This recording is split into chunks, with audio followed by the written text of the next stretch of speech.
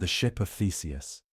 Identity through change. Let's begin our journey with one of the oldest and most enduring paradoxes in philosophy, the ship of Theseus. Imagine a ship docked in a harbor.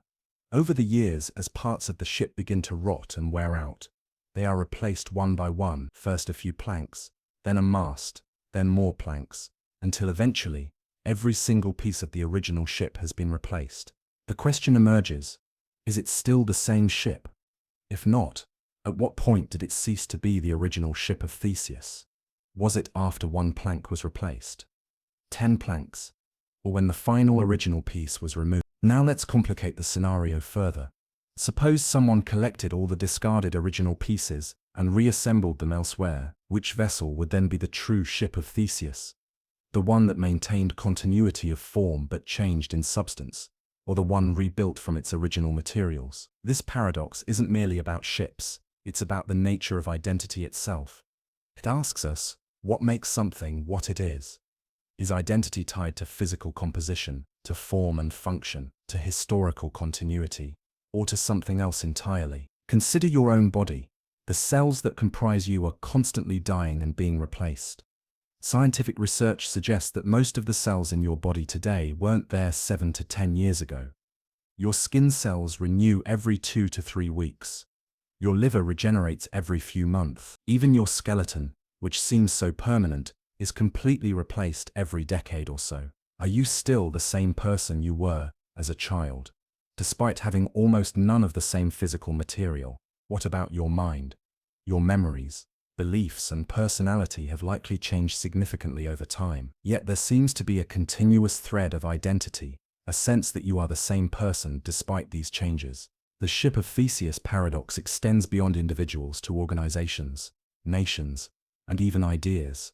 Consider a company that has gradually replaced all its original employees, changed its headquarters, and evolved its products.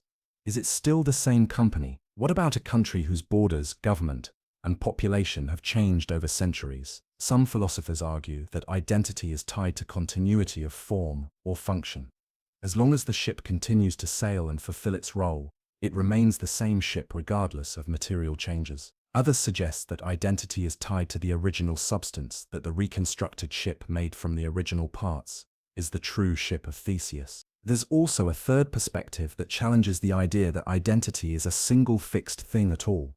This view suggests that the ship of Theseus isn't one ship or the other, it's both.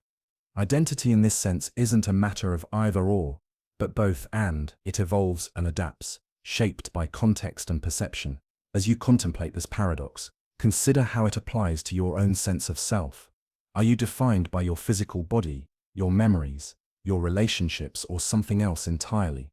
How do you maintain a sense of continuous identity despite constant change? The ship of Theseus reminds us that identity isn't as solid or straightforward as we often assume. It's fluid, complex, and perhaps ultimately undefinable in absolute terms. And yet, we navigate the world with a strong sense of who we are and what makes us ourselves. As you drift closer to sleep, let this paradox gently challenge your assumptions about permanence and change.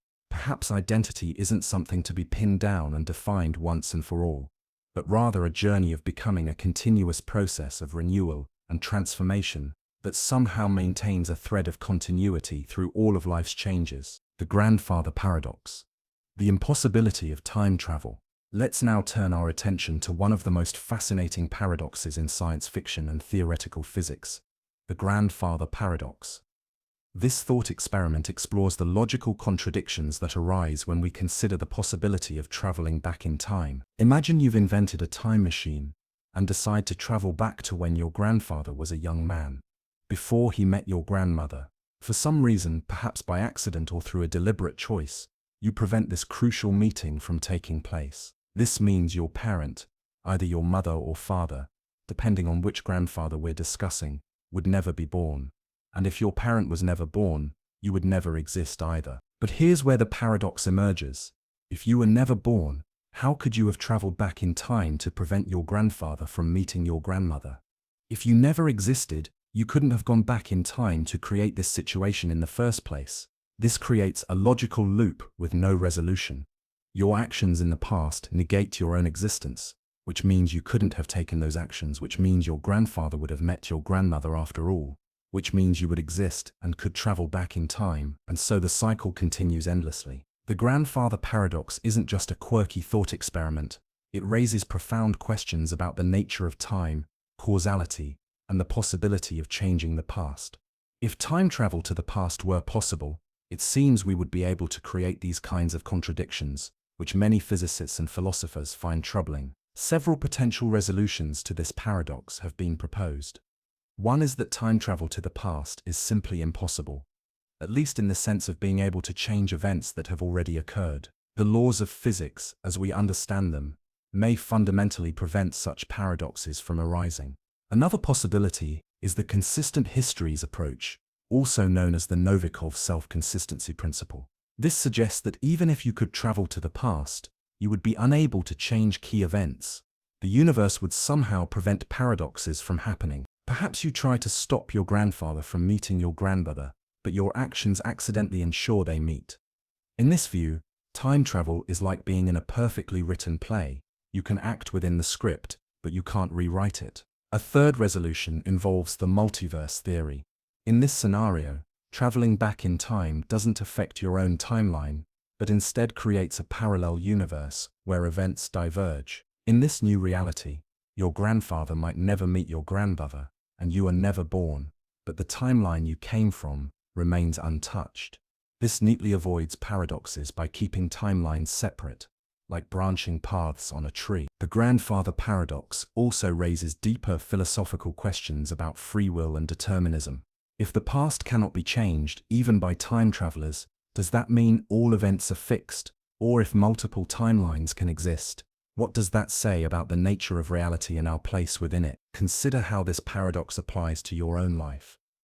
Every choice you make, every action you take, shapes your future.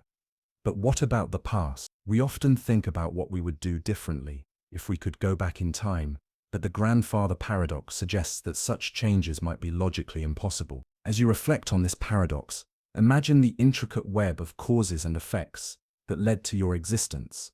The chance meetings of ancestors, the precise timing of events, the countless decisions and coincidences that, had any one of them been different, might have meant you were never born. There's something profound and humbling in recognizing how contingent our existence is on events that happened long before we were born. The grandfather paradox reminds us that time may be far stranger and more complex than our everyday experience suggests.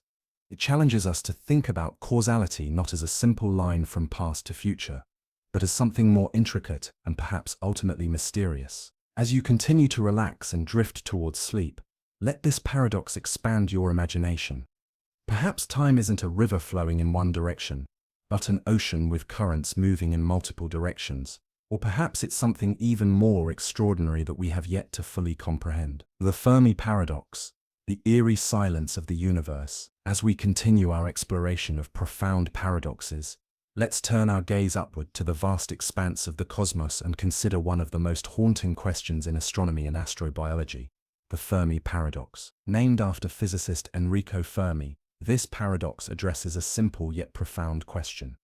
If the universe is so vast, with hundreds of billions of galaxies each containing billions of stars, many with planets that could potentially harbor life, then where is everybody? Why haven't we detected signs of extraterrestrial civilizations? The numbers seem to demand that intelligent life exists elsewhere.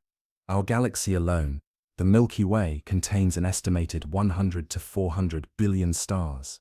Recent discoveries suggest that most stars have planets orbiting them, even if only a tiny fraction of these planets can support life, and only a small percentage of those develop intelligent life capable of interstellar communication or travel.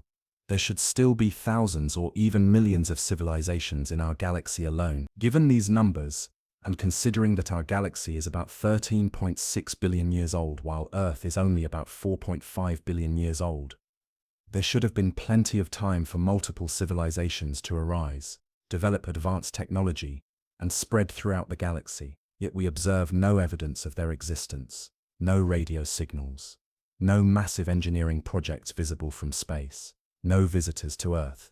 Despite popular claims to the contrary, This silence, this absence of evidence, is what constitutes the Fermi paradox. It's not just a curiosity, it's a profound mystery that could have far-reaching implications for our understanding of life, intelligence, and our place in the cosmos. Many potential explanations have been proposed, ranging from the mundane to the existentially troubling. Let's explore some of these possibilities. Perhaps intelligent life is exceedingly rare.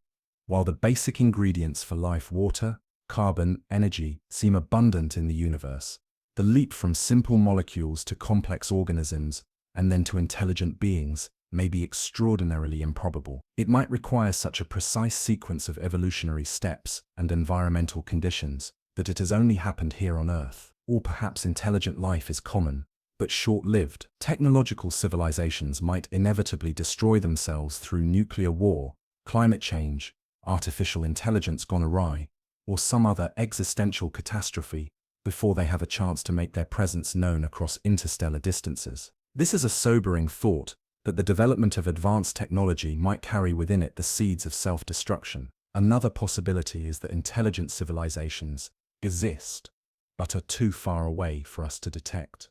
Space is unimaginably vast. Even at the speed of light, it would take over 100,000 years to cross our galaxy. If alien civilizations are scattered across such immense distances, their signals may not have reached us yet, or they may be too faint for our current technology to detect. Some theorists propose that advanced civilizations might deliberately keep quiet, either out of fear of attracting hostile attention or due to a policy of non-interference with developing worlds like Earth. This is sometimes called the zoo hypothesis, the idea that Earth might be like an exhibit in a cosmic zoo, observed but left undisturbed. There's also the possibility that we're looking for the wrong signs. We tend to imagine aliens as being somewhat like ourselves, using technology similar to ours. But truly advanced civilizations might use communication methods we haven't yet discovered, or might have evolved beyond physical form altogether, perhaps uploading their consciousness into substrates we can't even conceive of. One of the most intriguing explanations is the Great Filter hypothesis. This suggests that there's some extremely difficult step in the evolution from simple life to galaxy-spanning civilization, a filter that almost no species passes through. The troubling question then becomes, is this filter behind us, meaning we've already passed some incredibly unlikely evolutionary hurdle, or ahead of us, meaning some catastrophe likely awaits our civilization? The Fermi paradox forces us to confront not only the possibility of alien life, but also fundamental questions about our own future. If intelligent civilizations typically don't survive long enough to make contact with others, what does that suggest about humanity's prospects? Can we beat the odds? Should we even be trying to make our presence known to potential cosmic neighbors? As you contemplate this paradox, imagine the countless stars visible in a clear night sky, each one a sun, many with their own planets orbiting them. The sheer scale is humbling. Whether we are alone or part of a galaxy teeming with intelligent life, either possibility is awe-inspiring and profound. The Fermi paradox reminds us that despite all our technological progress, we are still in the early chapters of understanding our place in the cosmos.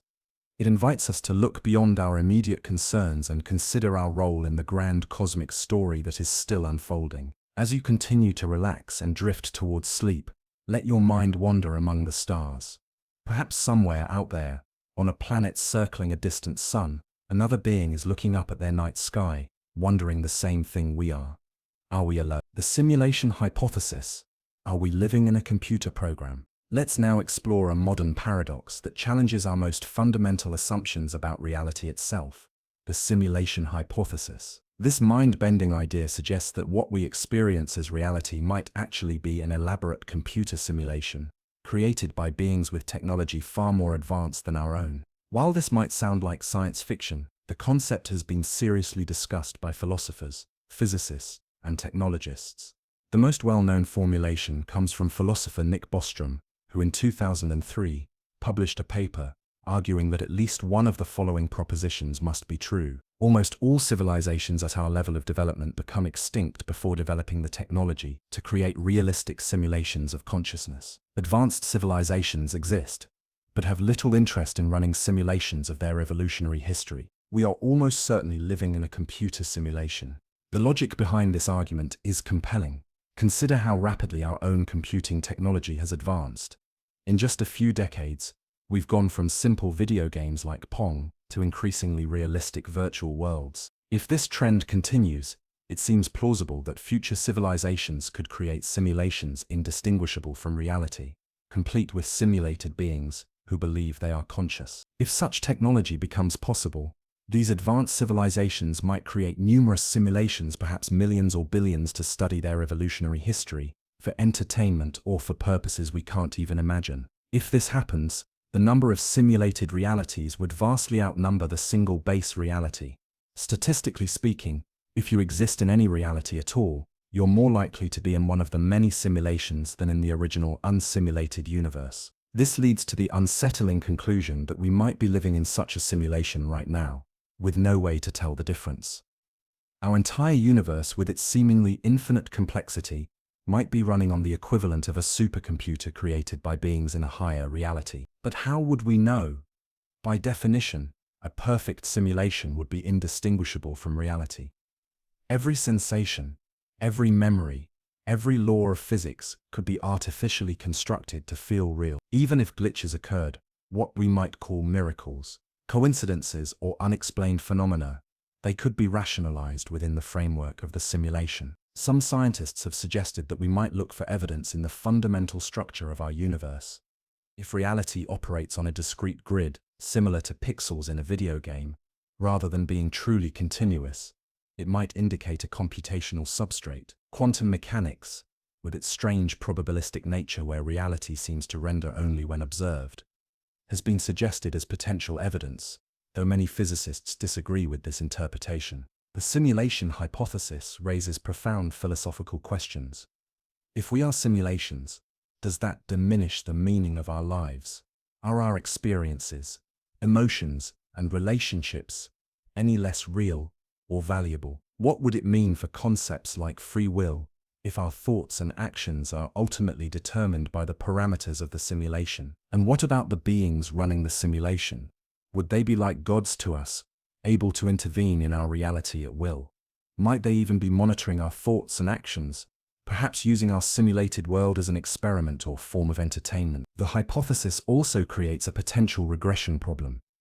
If we are in a simulation, the beings who created our simulation might themselves be in a simulation, created by yet another civilization, leading to an infinite chain of nested realities. In such a scenario, is there ever a base reality, or is it simulations all the way down? Some find this hypothesis disturbing. The idea that our reality might be artificial challenges our sense of autonomy and authenticity. Others find it fascinating or even liberating.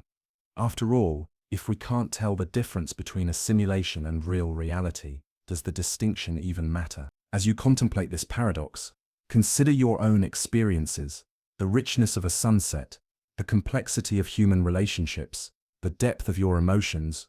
Would these be any less meaningful if they existed within a simulation? Perhaps what matters isn't whether our reality is real in some absolute sense, but how we experience and engage with it. The simulation hypothesis also connects to ancient philosophical questions about the nature of reality. Plato's allegory of the cave described prisoners who mistook shadows on a wall for reality, never knowing the true world outside their cave. Eastern philosophical traditions like Buddhism and Hinduism have long suggested that what we perceive as reality is Maya, illusion, and that a deeper truth lies beyond our ordinary perception. Whether we're living in a simulation or not, the hypothesis reminds us to question our assumptions about reality. It encourages us to maintain a sense of wonder and openness about the nature of existence.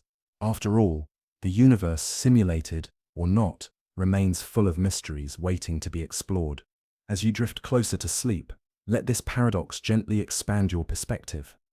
Perhaps reality is stranger and more wonderful than we can imagine, with layers of existence beyond our current understanding. And perhaps the most important question isn't whether our reality is simulated, but how we choose to live within whatever reality we inhabit. The paradox of tolerance. Must we tolerate intolerance? Let's now explore a paradox with profound implications for society and human coexistence. The paradox of tolerance. First articulated by philosopher Karl Popper in 1945, This paradox asks a challenging question. Should a tolerant society tolerate intolerance? At first glance, the answer might seem obvious.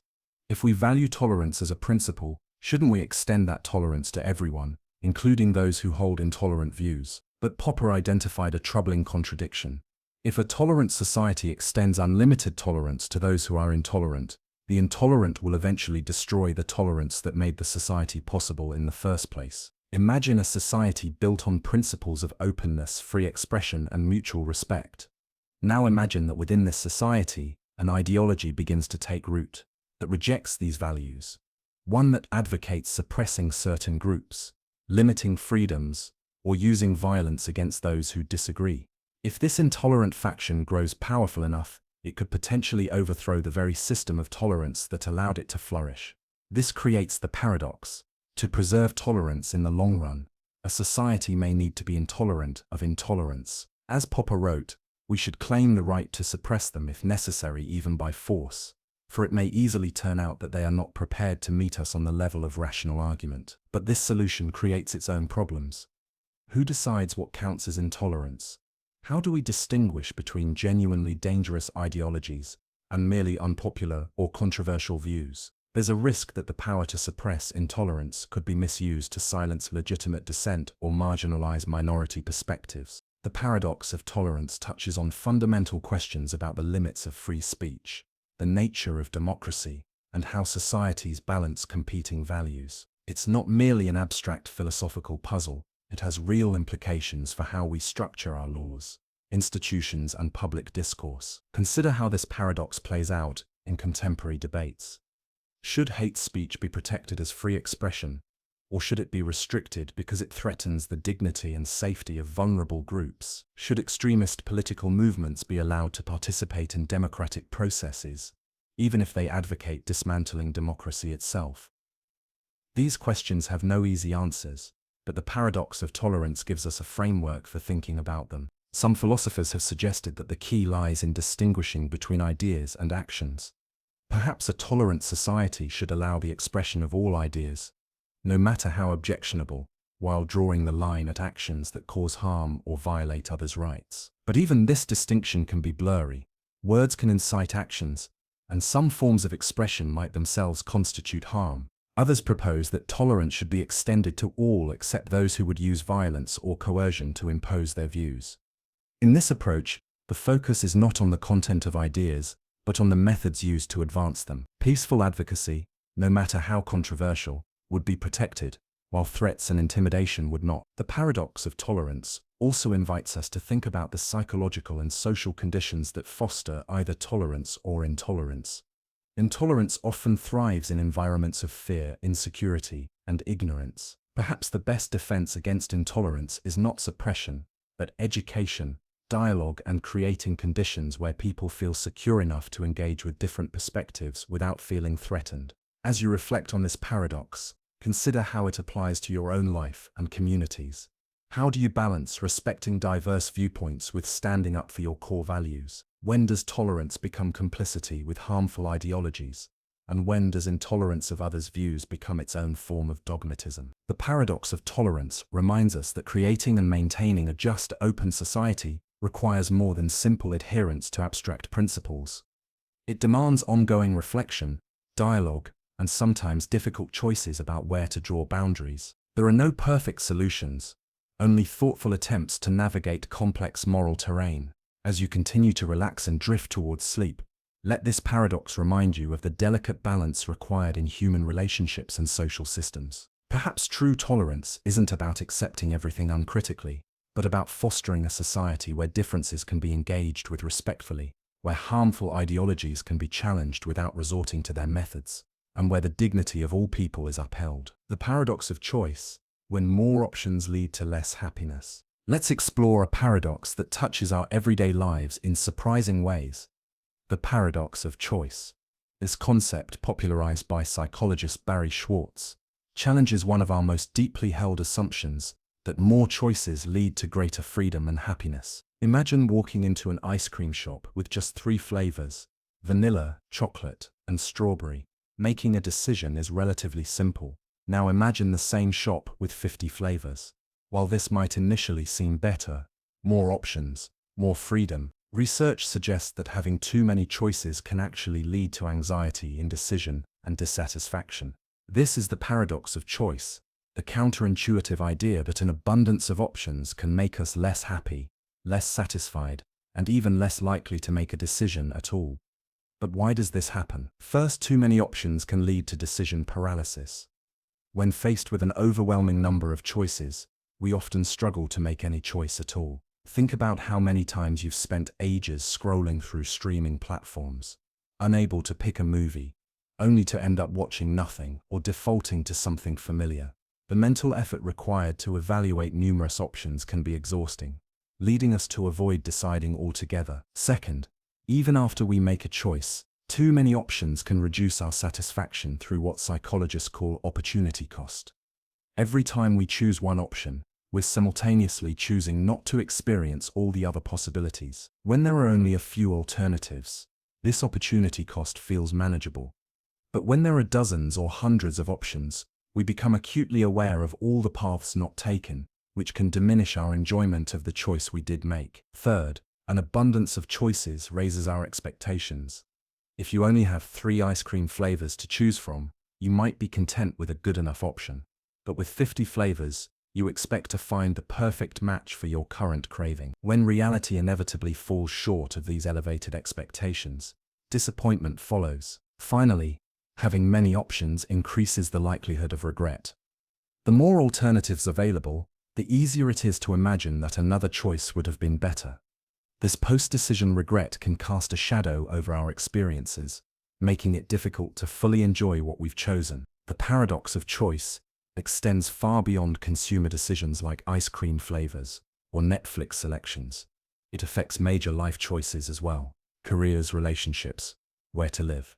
In previous generations, many of these choices were constrained by social norms, geography, or economic necessity. Today, especially in affluent societies, the options can seem limitless, creating both opportunity and anxiety. Research has shown that this paradox doesn't affect everyone equally. Some people, whom Schwartz calls maximizers, feel compelled to examine every option and make the absolute best choice. These individuals tend to suffer more from choice overload, often experiencing greater stress and lower satisfaction. Others, called satisficers, aim for good enough rather than perfect. They make decisions more quickly and tend to be happier with their choices. So how can we navigate this paradox? One approach is to deliberately limit our options. This might mean setting personal rules, like considering only 5 job opportunities at a time, or limiting yourself to 3 potential apartments. By artificially constraining your choices, you can reduce the cognitive burden of decision-making. Another strategy is to practice gratitude for the choices you've made, focusing on their positive aspects rather than dwelling on what you might have missed. This can help counteract the tendency to imagine that the grass is always greener elsewhere. Perhaps most importantly, we can recognize that freedom of choice, while valuable, isn't the only ingredient in a good life. Deep relationships, meaningful work, and connection to something larger than ourselves often contribute more to lasting happiness than the ability to choose between countless options. As you reflect on this paradox, consider areas in your own life where an abundance of choice might be causing stress rather than satisfaction. Are there decisions you've been postponing because the options seem overwhelming? Are there areas where you might benefit from setting limits on your choices? The paradox of choice invites us to rethink our relationship with freedom and decision-making. It suggests that constraints, far from always being limitations, can sometimes be liberating. By embracing certain boundaries and being more intentional about our choices, we might find greater peace and satisfaction. As you continue to relax and drift towards sleep, let this paradox remind you that sometimes less truly is more. Perhaps the key to happiness isn't having every option available, but appreciating the choices we've made and finding contentment in what we have. The Sorites paradox. When does a heap become a heap? Let's now turn our attention to an ancient paradox that challenges our understanding of language, categories, and the boundaries we draw in the world. The Sorites paradox, also known as the paradox of the heap. The paradox begins with a simple question: how many grains of sand make a heap? 1 grain certainly isn't a heap. 2 grains aren't either. What about 3, 4? At what exact point does adding one more grain transform a collection of sand into a heap? The name Sorites comes from the Greek word for heap, soros, and the paradox works like this. If one grain of sand is not a heap, and adding one grain to something that is not a heap cannot make it a heap, then no amount of sand can ever form a heap. Yet clearly, heaps of sand exist in the world. So where is the flaw in this reasoning? This seemingly simple puzzle reveals something profound about how we use language and categorize the world. The Sorites paradox applies not just to heaps of sand, but to any concept with fuzzy boundaries. Consider boldness. At what point does a person with thinning hair become bold? Or consider the concept of being tall. How many inches make someone tall? Or think about colors. Where exactly does blue end and green begin? These questions might seem trivial at first, but they point to a fundamental challenge in how we understand and describe reality. We rely on categories and concepts to make sense of the world, but many of these categories don't have precise boundaries. They exist on continuums where one state gradually transitions into another without a clear dividing line. Several approaches have been proposed to resolve this paradox. One is to embrace the idea of vagueness as an inherent feature of language. In this view, concepts like heap, bold, or tall are intentionally imprecise, allowing for flexibility in communication. Their boundaries are contextual and somewhat arbitrary, but this doesn't make them useless. In fact, their flexibility is part of what makes language so adaptable. Another approach involves fuzzy logic, a mathematical framework that allows for degrees of truth rather than simple binary categories. Instead of saying something either is or isn't a heap, fuzzy logic would assign a probability or degree of heapness that increases as more grains are added. This approach acknowledges that many concepts exist on a spectrum rather than having sharp boundaries. Some philosophers have suggested that the paradox reveals limitations in classical logic itself. Perhaps the principle that a statement must be either true or false, the law of the excluded middle, doesn't always apply to vague concepts. This has led to the development of alternative logical systems that can better handle gradual transitions and borderline cases. The Sorites paradox has implications far beyond abstract philosophy. It touches on how we make decisions, create laws, and understand scientific categories. For instance, many legal and ethical concepts have fuzzy boundaries. At what point does a fetus become a person with rights? When does reasonable force become excessive? These aren't just semantic questions but have real consequences for how we structure society. In medicine, doctors must often make diagnoses based on symptoms that exist on a continuum. Is a patient's blood pressure high enough to warrant medication? At what point does sadness become clinical depression? The Sorites paradox reminds us that many of these boundaries are somewhat arbitrary, even when they're necessary for practical decision-making. The paradox also connects to deeper questions about the nature of reality itself. Do the fuzzy boundaries in our concepts reflect limitations in human language and cognition, or do they reflect genuine vagueness in the world? Perhaps reality itself doesn't always conform to the neat categories we try to impose on it. As you reflect on this paradox, consider how it applies to your own thinking. How often do you try to draw sharp lines between categories that might actually be gradual transitions? How comfortable are you with ambiguity and borderline cases? The Sorites paradox invites us to embrace the inherent vagueness in many of our concepts and to be more thoughtful about the boundaries we draw. It also reminds us that language, while an incredibly powerful tool, has its limitations. The world is often more complex and nuanced than our words can capture. Perhaps wisdom lies not in trying to eliminate vagueness, but in recognizing when it's present and navigating it thoughtfully. As you continue to relax and drift towards sleep, let this paradox gently challenge your desire for clear categories and definitive answers. Perhaps there's beauty in the fuzzy boundaries, in the gradual transitions from one state to another, like the grains of sand that imperceptibly become a heap. Many of life's most important changes happen not in sudden leaps but in small increments that accumulate over time. The unexpected hanging paradox. When prediction makes the unpredictable impossible, let's explore a fascinating logical puzzle that challenges our understanding of knowledge, prediction, and surprise. The unexpected hanging paradox. Imagine a prisoner who is told by a judge, "You will be hanged at noon on one of the days next week, but you will not know which day it is until you are informed on the morning of the hanging." The prisoner, who happens to be a clever logician, begins to reason about this sentence. If I'm still alive by Saturday, he thinks, then I would know that Sunday must be the day of my hanging, since it's the only day left. But that would mean I would know the day in advance, which contradicts the judge's statement that the hanging will be a surprise. So Sunday is ruled out as a possibility. He continues this line of reasoning. If Sunday is ruled out, and I'm still alive by Friday, then I would know that Saturday must be the day of my hanging, since Sunday has already been eliminated.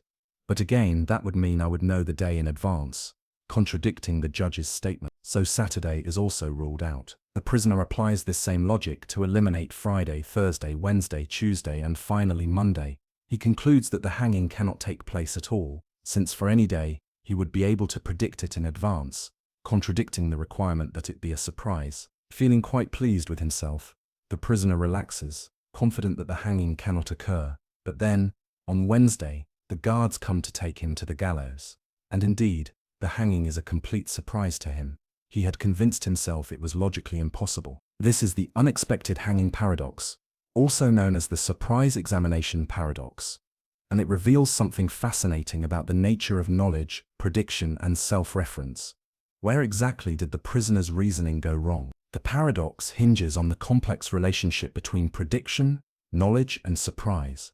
The prisoner's mistake was in assuming that his logical deductions would remain valid as the week progressed. But his very confidence that the hanging couldn't happen is what made it possible for it to be a surprise. One way to understand this is to recognize that statements about future knowledge are tricky. The judge's statement isn't just about when the hanging will occur, it's also about what the prisoner will know at that time. This creates a self-referential loop where the prisoner's expectations affect what will surprise him, which in turn affects his expectations. Another perspective focuses on the difference between knowing something is impossible and knowing it won't happen. Even if the prisoner had correctly deduced that the hanging would occur on Wednesday, that doesn't mean he would know it with certainty. Knowledge typically requires more than just logical deduction, it requires justification and truth. Since the prisoner had convinced himself that no hanging was possible, he couldn't be said to know it would happen on Wednesday, even if he had guessed correctly. The paradox also reveals something about the nature of surprise. A surprise isn't just something unexpected, it's something that defies our expectations. By convincing himself that the hanging couldn't happen at all, the prisoner created the perfect conditions for any hanging to be surprising. This paradox has implications far beyond hypothetical prisoners. It touches on fundamental questions in epistemology, the study of knowledge, logic, and even quantum physics. It challenges us to think carefully about what it means to know something, how predictions affect outcomes, and the limits of logical reasoning. In everyday life, we often face situations where our predictions influence what happens. Consider financial markets, where predictions about future prices can cause investors to buy or sell, thereby affecting those very prices. Or think about relationships, where expectations about how someone will behave might change how we interact with them, which in turn affects their behavior. The unexpected hanging paradox reminds us that knowledge isn't just about passively observing the world. It's an active process that can change the very things we're trying to understand. It highlights the complex interplay between what we believe, what we know, and what actually happens. As you reflect on this paradox, consider how your own expectations shape your experiences. How often have you been surprised by something precisely because you were convinced it couldn't or wouldn't happen? How might your predictions about the future be affecting your present actions and perceptions? The paradox also invites us to embrace uncertainty. Perhaps there's wisdom in recognizing the limits of our ability to predict and control the future. Sometimes the most surprising experiences come when we let go of our need to know exactly what will happen next. As you continue to relax and drift towards sleep, let this paradox gently remind you that life is full of surprises. Even when we think we've figured everything out, there's something beautiful about this unpredictability. It keeps life interesting, challenging, and full of wonder. The paradox of value. Why diamonds cost more than water. Let's explore a paradox that touches on economics, human psychology, and how we determine worth. The paradox of value, also known as the diamond-water paradox. The puzzle is simple but profound. Why are diamonds, which have little practical use, so expensive, while water, which is essential for life itself, is relatively cheap? This question was famously posed by Adam Smith, the father of modern economics, in his 1776 work The Wealth of Nations. The paradox highlights a disconnect between what economists call use value and exchange value. Water has tremendous use value. We literally cannot survive without it. Yet in many places, it has low exchange value. Price. Diamonds, conversely, have limited practical applications, but command extraordinarily high prices in the marketplace. This seems to defy logic. Shouldn't the most vital resources be the most valuable? Why do we pay more for luxury items than for necessities? The key to understanding this paradox lies in several economic principles.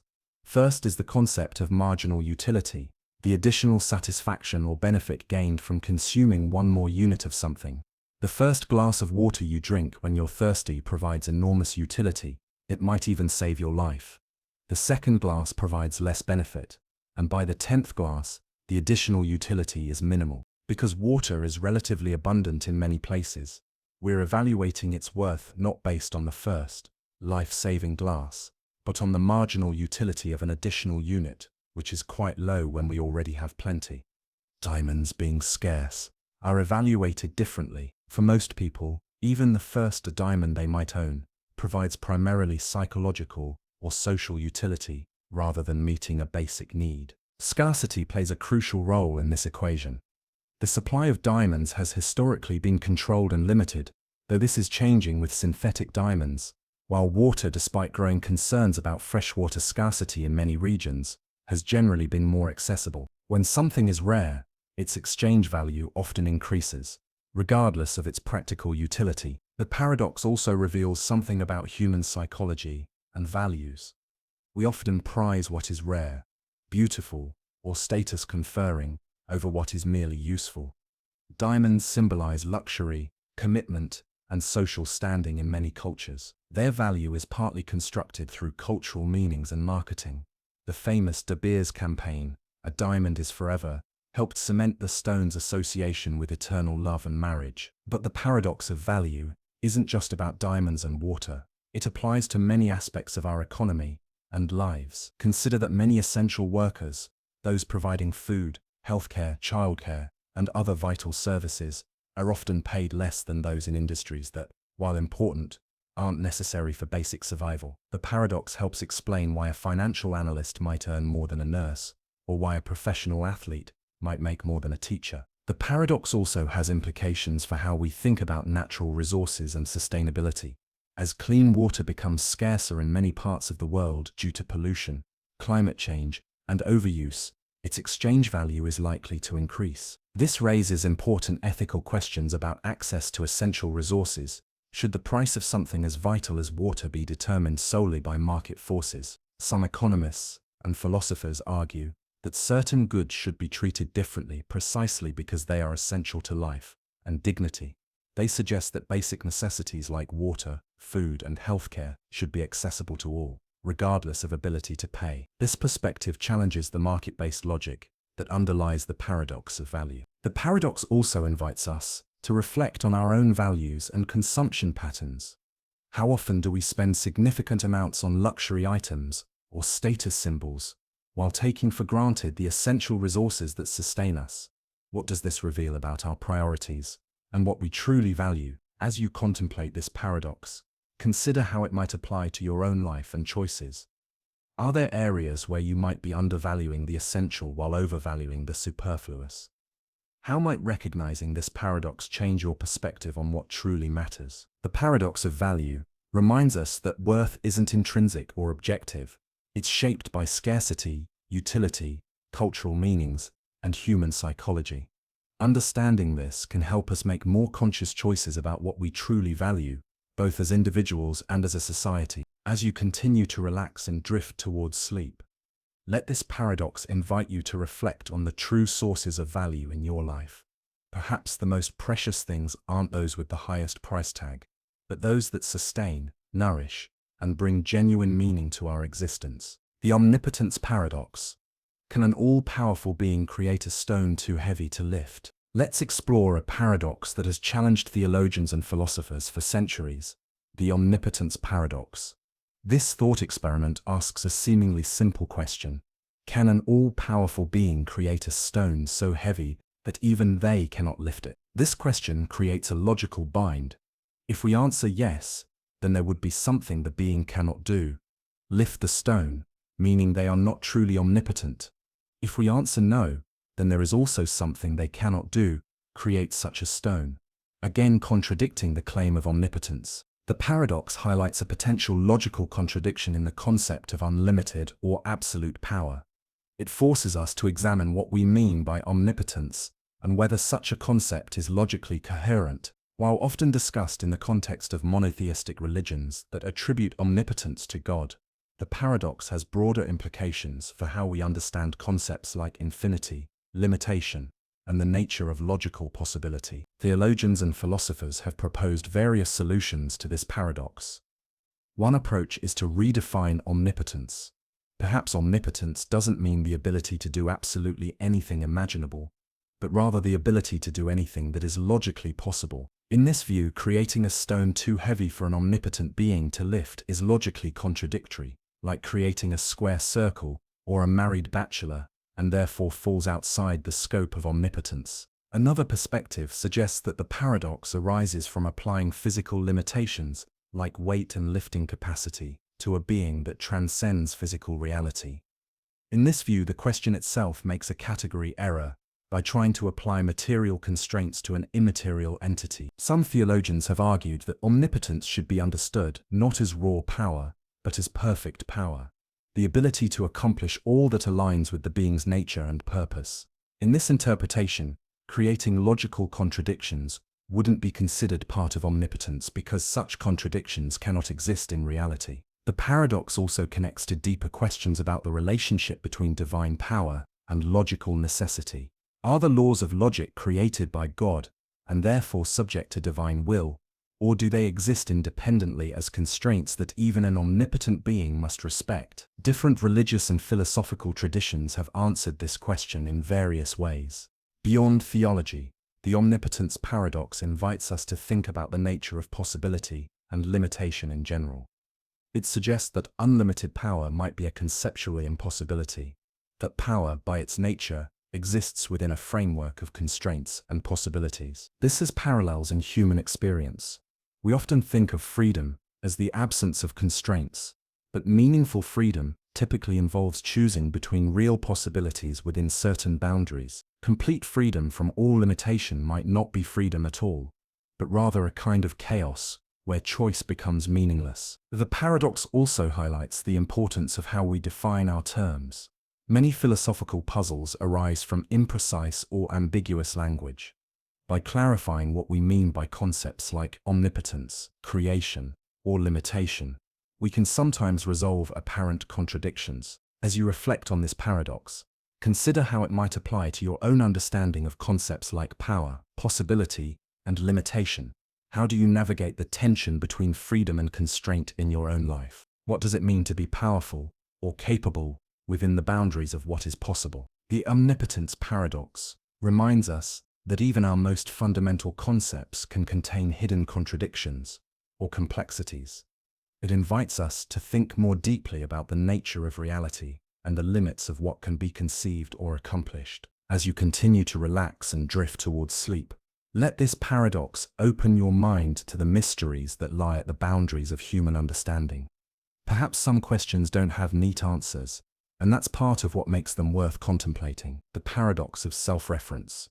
This statement is false. Let's explore one of the most famous logical puzzles in philosophy, the liar paradox, a classic example of self-reference that has perplexed thinkers for over 2,500 years.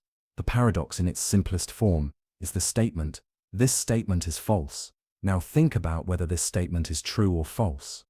If it's true, then what it claims must be the case, meaning it must be false. But if it's false, then its claim isn't true, which would make it true. We're caught in an endless loop of contradiction. This deceptively simple paradox reveals something profound about language, logic, and the nature of truth. It belongs to a family of puzzles known as self-referential paradoxes, statements that refer to themselves in ways that create logical contradictions. The ancient Greek philosopher Epimenides, himself a Cretan, is credited with an early version of this paradox when he stated, "All Cretans are liars."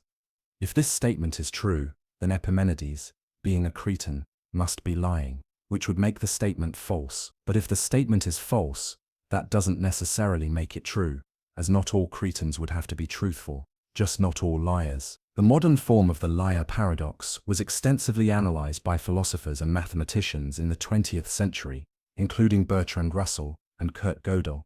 Their work revealed that self-reference creates fundamental challenges for logical systems. Gödel's incompleteness theorems, inspired partly by paradoxes like this one, demonstrated that any consistent formal system powerful enough to express basic arithmetic must contain statements that can neither be proven nor disproven within the system. This revolutionary discovery showed that mathematics, often considered the most certain of sciences, contains inherent limitations. Various solutions have been proposed to resolve the liar paradox.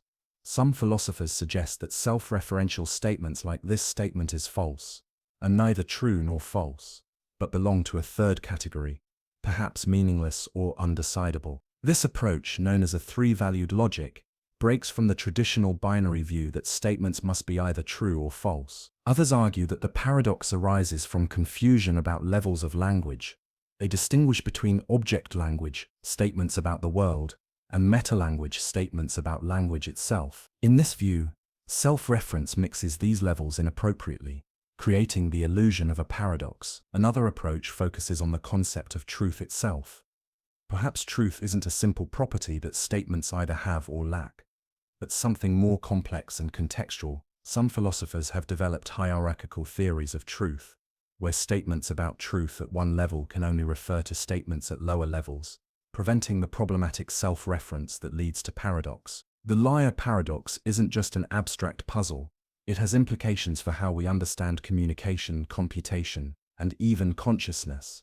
Self-reference appears in many domains, from computer programs that analyze themselves to minds that contemplate their own thinking processes. In computer science, self-reference relates to problems of recursion and self-modifying code, the halting problem determining whether a computer program will eventually stop running or continue forever, involves similar logical challenges and was proven to be unsolvable in the general case by Alan Turing. In cognitive science and philosophy of mind, self-reference is central to questions about consciousness and self-awareness.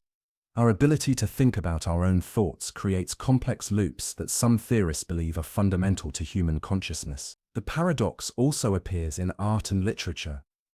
See Escher's drawings of hands drawing themselves or staircases that loop impossibly back to their starting points are visual representations of self-reference. Novels and films that break the fourth wall or contain stories within stories create similar recursive structures. As you reflect on this paradox, consider how self-reference appears in your own thinking.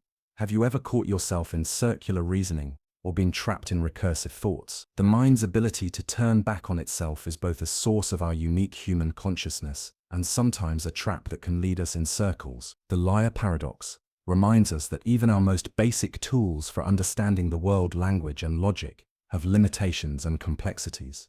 It suggests that some questions might not have straightforward answers, not because we lack information, but because of fundamental constraints in how knowledge and truth work. As you continue to relax and drift towards sleep, let this paradox gently challenge your assumptions about truth and certainty. Perhaps there's wisdom in recognizing the boundaries of what can be clearly stated or known, and beauty in the mysteries that lie at the edges of logic and language. The Theseus paradox, the persistence of identity through change. Let's return to the ship of Theseus paradox we explored earlier. But now let's delve even deeper into its implications for personal identity and the nature of the self.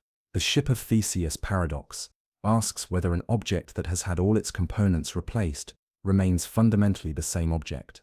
This ancient thought experiment has profound implications for how we understand our own identities as human beings. Consider your own body. The cells that make up your physical form are constantly being replaced. Your skin cells renew every 2 to 3 weeks. Your liver regenerates every few months. Even your skeleton, which seems so permanent, is completely replaced every decade or so. Scientists estimate that nearly every atom in your body today wasn't there 7, 10 years ago. Yet despite this complete physical turnover, you still feel like the same person. You have continuous memories, persistent personality traits, and an enduring sense of self. How can this be, if the physical substrate of your existence is in constant flux? This biological version of the ship of Theseus paradox forces us to consider what actually constitutes our identity. If it's not the physical matter that makes up our bodies, what is it? Is it our memories, our psychological continuity, our relationships with others, or something else entirely? The philosopher John Locke proposed that personal identity is primarily about psychological continuity, particularly the continuity of memory and consciousness. In this view, you remain the same person because your present consciousness is connected to your past experiences through memory. Even as your body changes completely, this thread of remembered experience maintains your identity. But this raises further questions. What about people with memory loss or amnesia? If someone develops severe dementia and can no longer remember their past, are they still the same person? Most of us intuitively feel they are, suggesting that identity might be more complex than just memory continuity. Others argue that identity is relational, that we are who we are largely because of our connections to other people, places, and social contexts. In this view, what makes you you isn't just internal to yourself, but exists in the web of relationships and roles that define your place in the world. Some Buddhist perspectives take the ship of Theseus paradox to its logical conclusion, suggesting that there is no permanent, unchanging self at all. The concept of anatta, non-self, proposes that what we experience as a continuous self is actually a series of constantly changing physical and mental processes, with no fixed essence beneath them. In this view, the sense of having a permanent identity is an illusion, albeit a very persistent one. The ship of Theseus paradox becomes even more complex when we consider not just physical changes but psychological ones. Most of us change significantly over the course of our lives. Our beliefs, values, preferences, and personality traits evolve as we grow and have new experiences. The person you are at 80 may have very different views, habits, and characteristics than the person you were at 20. In what sense are they the same person? This question has practical implications in fields like ethics, law, and medicine. For instance, should someone be held responsible for actions they committed decades ago, if they've changed so fundamentally that they are effectively a different person? Should the current wishes of a person with dementia override the instructions they gave when they had full cognitive capacity? These aren't just philosophical puzzles, but real dilemmas that arise from the fluid nature of identity. Modern technology adds new dimensions to the paradox. Consider the possibility of mind uploading, transferring a person's consciousness to a digital substrate. Would the digital copy be the same person as the biological original? What if multiple copies were made? These scenarios, once purely theoretical, are becoming increasingly relevant as technology advances. As you reflect on this deeper exploration of the ship of Theseus paradox, consider your own sense of identity. What do you believe makes you who you are? Is it your memories, your values, your relationships, your physical body, or some combination of these? How have you remained the same person throughout your life, and how have you changed? Perhaps the paradox suggests that identity isn't something fixed and absolute, but rather a process, a continuous narrative that we construct to make sense of our experiences. Maybe what matters isn't whether we remain exactly the same over time, but whether the changes we undergo form a coherent story that feels authentically ours. As you continue to relax and drift towards sleep, let this paradox invite you to hold your sense of self lightly. There can be freedom in recognizing that you are not fixed or static, but constantly evolving. Like Theseus's ship, you can remain yourself even as every part of you changes, carried forward by the continuity of your unique journey through life. The paradox of tragedy. Why do we enjoy sad stories? Let's explore a paradox that touches on art, emotion, and human psychology. The paradox of tragedy. This puzzle asks, why do we willingly expose ourselves to art that evokes negative emotions like sadness, fear, or grief? Why do we find pleasure in stories, films, and music that make us cry? Think about it. We pay good money to watch heart-wrenching films, read devastating novels, listen to melancholy music, and attend tragic plays. From Romeo and Juliet to Titanic, from Adele's ballads to Schindler's List. We seem drawn to art that elicits tears and sorrow. This behavior seems contradictory. In everyday life, we generally avoid situations that make us sad or upset. So why do we seek out these emotions in art? This question has puzzled philosophers since ancient times. Aristotle proposed the concept of catharsis, the idea that tragic drama provides a safe outlet for pent-up emotions, allowing us to purge feelings of pity and fear. In this view, we enjoy tragedy because it offers emotional release and purification. Other philosophers and psychologists have offered different explanations. Some suggest that negative emotions in art aren't truly negative, because they occur in a safe context. We know that the suffering isn't real, which allows us to experience these emotions without their usual consequences. We can feel sadness while watching a film, knowing that we can leave the theater and return to our normal lives. Another theory proposes that we enjoy sad stories because they offer meaning and insight. Tragic narratives often deal with profound themes: love, death, sacrifice, resilience, that help us make sense of our own struggles. By engaging with fictional suffering, we gain perspective on real-life challenges and perhaps develop greater empathy and emotional intelligence. Some researchers suggest that the pleasure comes not from the negative emotions themselves but from the complex emotional experience as a whole. A sad film might evoke not just sadness but also admiration for the character's courage, appreciation of the artistic craftsmanship, and satisfaction at seeing a narrative unfold. These positive elements may outweigh or transform the negative ones. There's also evidence that shared emotional experiences strengthen social bonds. Watching a tearjerker with friends or family, or discussing a moving book with others, creates a sense of connection. Perhaps we're drawn to sad stories partly because they bring us together through common emotional experience. Neuroscience offers yet another perspective. Research suggests that watching tragic films triggers the release of endorphins, the body's natural painkillers that also produce feelings of pleasure. This biological response might explain why crying at movies can feel oddly satisfying or even uplifting. The paradox of tragedy also relates to what psychologists call benign masochism, the tendency to enjoy experiences that are physically or emotionally negative in a controlled context. This same phenomenon might explain why people enjoy spicy foods that cause pain, thrill rides that trigger fear, or horror movies that evoke terror. As you reflect on this paradox, consider your own relationship with sad stories or melancholy art. What draws you to a tearjerker film or a poignant song? How do you feel afterward? Drained, uplifted, contemplative? Do you prefer to experience these emotions alone, or share them with others? The paradox of tragedy reminds us that human emotional life is complex and sometimes contradictory. Our relationship with negative emotions isn't as straightforward as simply avoiding them. In the right context, feelings like sadness, fear, or grief can be valuable, meaningful, and even pleasurable in their own way. Perhaps there's wisdom in this paradox, a recognition that a full life includes the entire spectrum of human emotion. By engaging with tragedy in art, we practice experiencing difficult feelings in a safe space, potentially building emotional resilience for when we face real challenges. As you continue to relax and drift towards sleep, let this paradox invite you to appreciate the rich complexity of your emotional life. There's beauty in our capacity to find meaning in sadness, to connect through shared vulnerability, and to transform even our most difficult feelings into experiences of depth and value. The paradox of fiction. How can we feel for people who don't exist? Let's explore another fascinating paradox related to our emotional engagement with art. The paradox of fiction.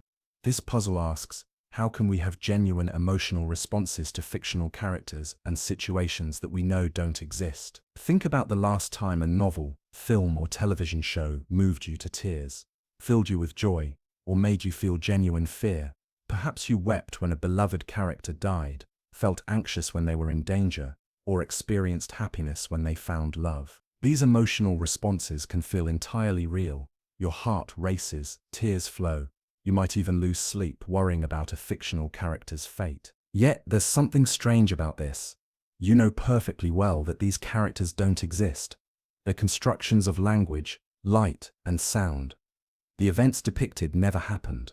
So why do you care so deeply about them? How can you feel authentic emotions for people and situations that you know are imaginary? This creates a logical puzzle with three seemingly incompatible propositions. We have genuine emotional responses to fiction. We really do feel sad, happy, afraid, etc. To have genuine emotional responses, we must believe that the objects of our emotions exist. We know that fictional characters and situations don't exist. These three statements can't all be true simultaneously, yet each seems difficult to deny.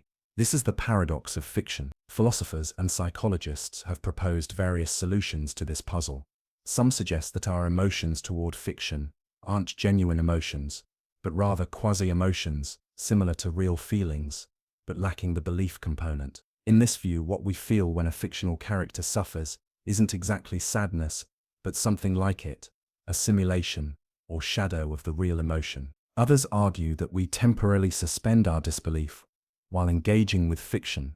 We enter a state where, at some level, we treat the fiction as if it were real, allowing ourselves to respond emotionally, as if the events were actually happening.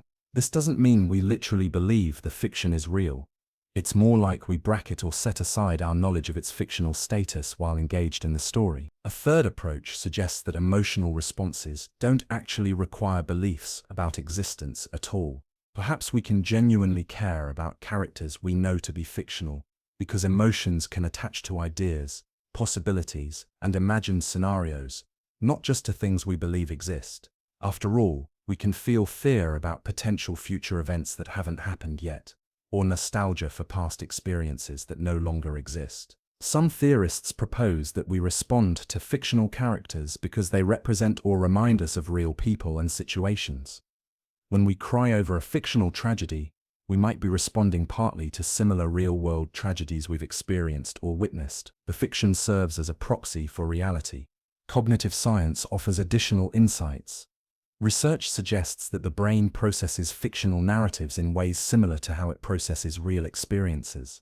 When we read about a character running, neurons associated with physical movement become active. Our minds simulate the experiences described, creating mental models that can trigger emotional responses even though we know the events aren't real. The paradox of fiction also connects to broader questions about empathy and imagination. Our ability to care about fictional characters demonstrates the remarkable human capacity to project ourselves into hypothetical situations and to understand experiences we haven't directly had. This same capacity allows us to empathize with real people whose lives differ from our own. As you reflect on this paradox, consider your own emotional responses to fiction. Do you find yourself deeply invested in the welfare of fictional characters? Have you ever caught yourself worrying about them, or feeling genuine relief when things work out for them? How do these emotions compare to those you feel about real people and events? The paradox of fiction reminds us of the power of imagination and the complexity of human emotional life. Our ability to respond emotionally to fiction isn't a flaw or a mistake.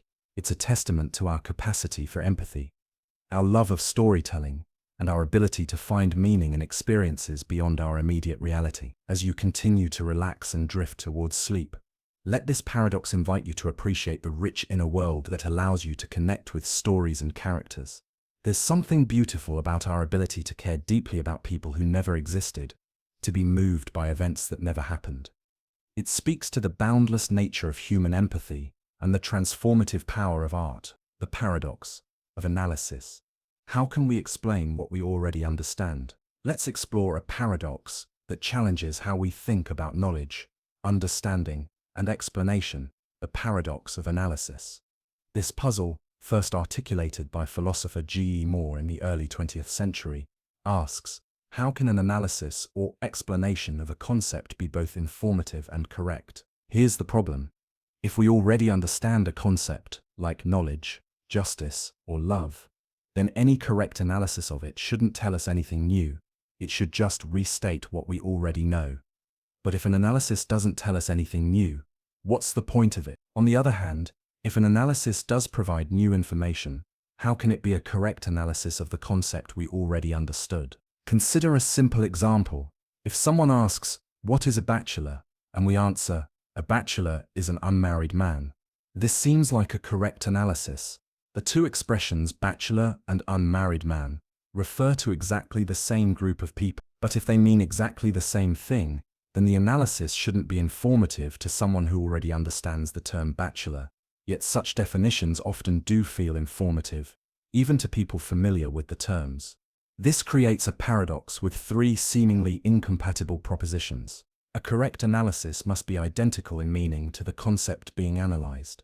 If two expressions are identical in meaning, then replacing one with the other shouldn't provide new information. Analyses often do provide new information, even to those who understand the concept being analyzed. The paradox of analysis challenges our understanding of what it means to know or understand something. It suggests that there might be different levels or types of understanding. Perhaps we can grasp a concept well enough to use it correctly without fully articulating all its components and implications. This paradox has implications for fields like philosophy, linguistics, education, and cognitive science. It raises questions about the nature of concepts, the relationship between implicit and explicit knowledge, and the value of analytical thinking. Various solutions have been proposed. Some philosophers distinguish between different types of meaning or different ways of understanding the same content. Perhaps bachelor and unmarried man have the same extension they apply to the same group of people, but different intentions, they present this content in different ways. Others suggest that analysis doesn't just restate what we know but reorganizes it, making implicit connections explicit, or highlighting aspects we hadn't consciously focused on before. In this view, analysis is valuable, not because it adds new content, but because it restructures existing knowledge in illuminating ways. Some approaches focus on the psychological aspects of understanding. Perhaps we can use concepts correctly based on examples, intuitions, or unconscious rules, without being able to articulate the full definition. Analysis then helps us bring these implicit understandings to conscious awareness. The paradox of analysis also connects to broader questions about the nature and purpose of philosophy itself. If philosophical analysis just tells us what we already know, what value does it have? But if it tells us something genuinely new, is it still analyzing our existing concepts, or is it proposing new ones? As you reflect on this paradox, consider your own experiences of explanation and understanding. Have you ever had a moment where someone defined or explained a familiar concept? You thought, yes, that's exactly it, even though you already understood the concept. What happened in that moment? Did you gain new knowledge, or did you just recognize your existing knowledge in a new form? The paradox of analysis reminds us that understanding is not a simple all-or-nothing state, but a complex, multi-layered process. We can know something in one sense without knowing it in another. We can use concepts correctly without being able to define them precisely. And sometimes, seeing our knowledge reflected back to us in a different form can deepen our understanding in meaningful ways. As you continue to relax and drift towards sleep, let this paradox invite you to appreciate the richness and complexity of human understanding. Perhaps there's value in continuing to analyze and explore even the concepts we think we already know well. In the space between what we grasp intuitively and what we can articulate explicitly, there's room for endless discovery and insight. The paradox of the ravens. When green apples prove something about blackbirds, let's explore a fascinating paradox in the philosophy of science and logic. The paradox of the ravens. Also known as Hempel's paradox, after the philosopher Carl Gustav Hempel, who formulated it in the 1940s. The paradox begins with a simple statement: all ravens are black. In logic, this is equivalent to saying if something is a raven, then it is black. Now, through a logical principle called contraposition, this statement is logically equivalent to if something is not black, then it is not a raven. These two statements, all ravens are black, and all non-black things are non-ravens, are logically identical.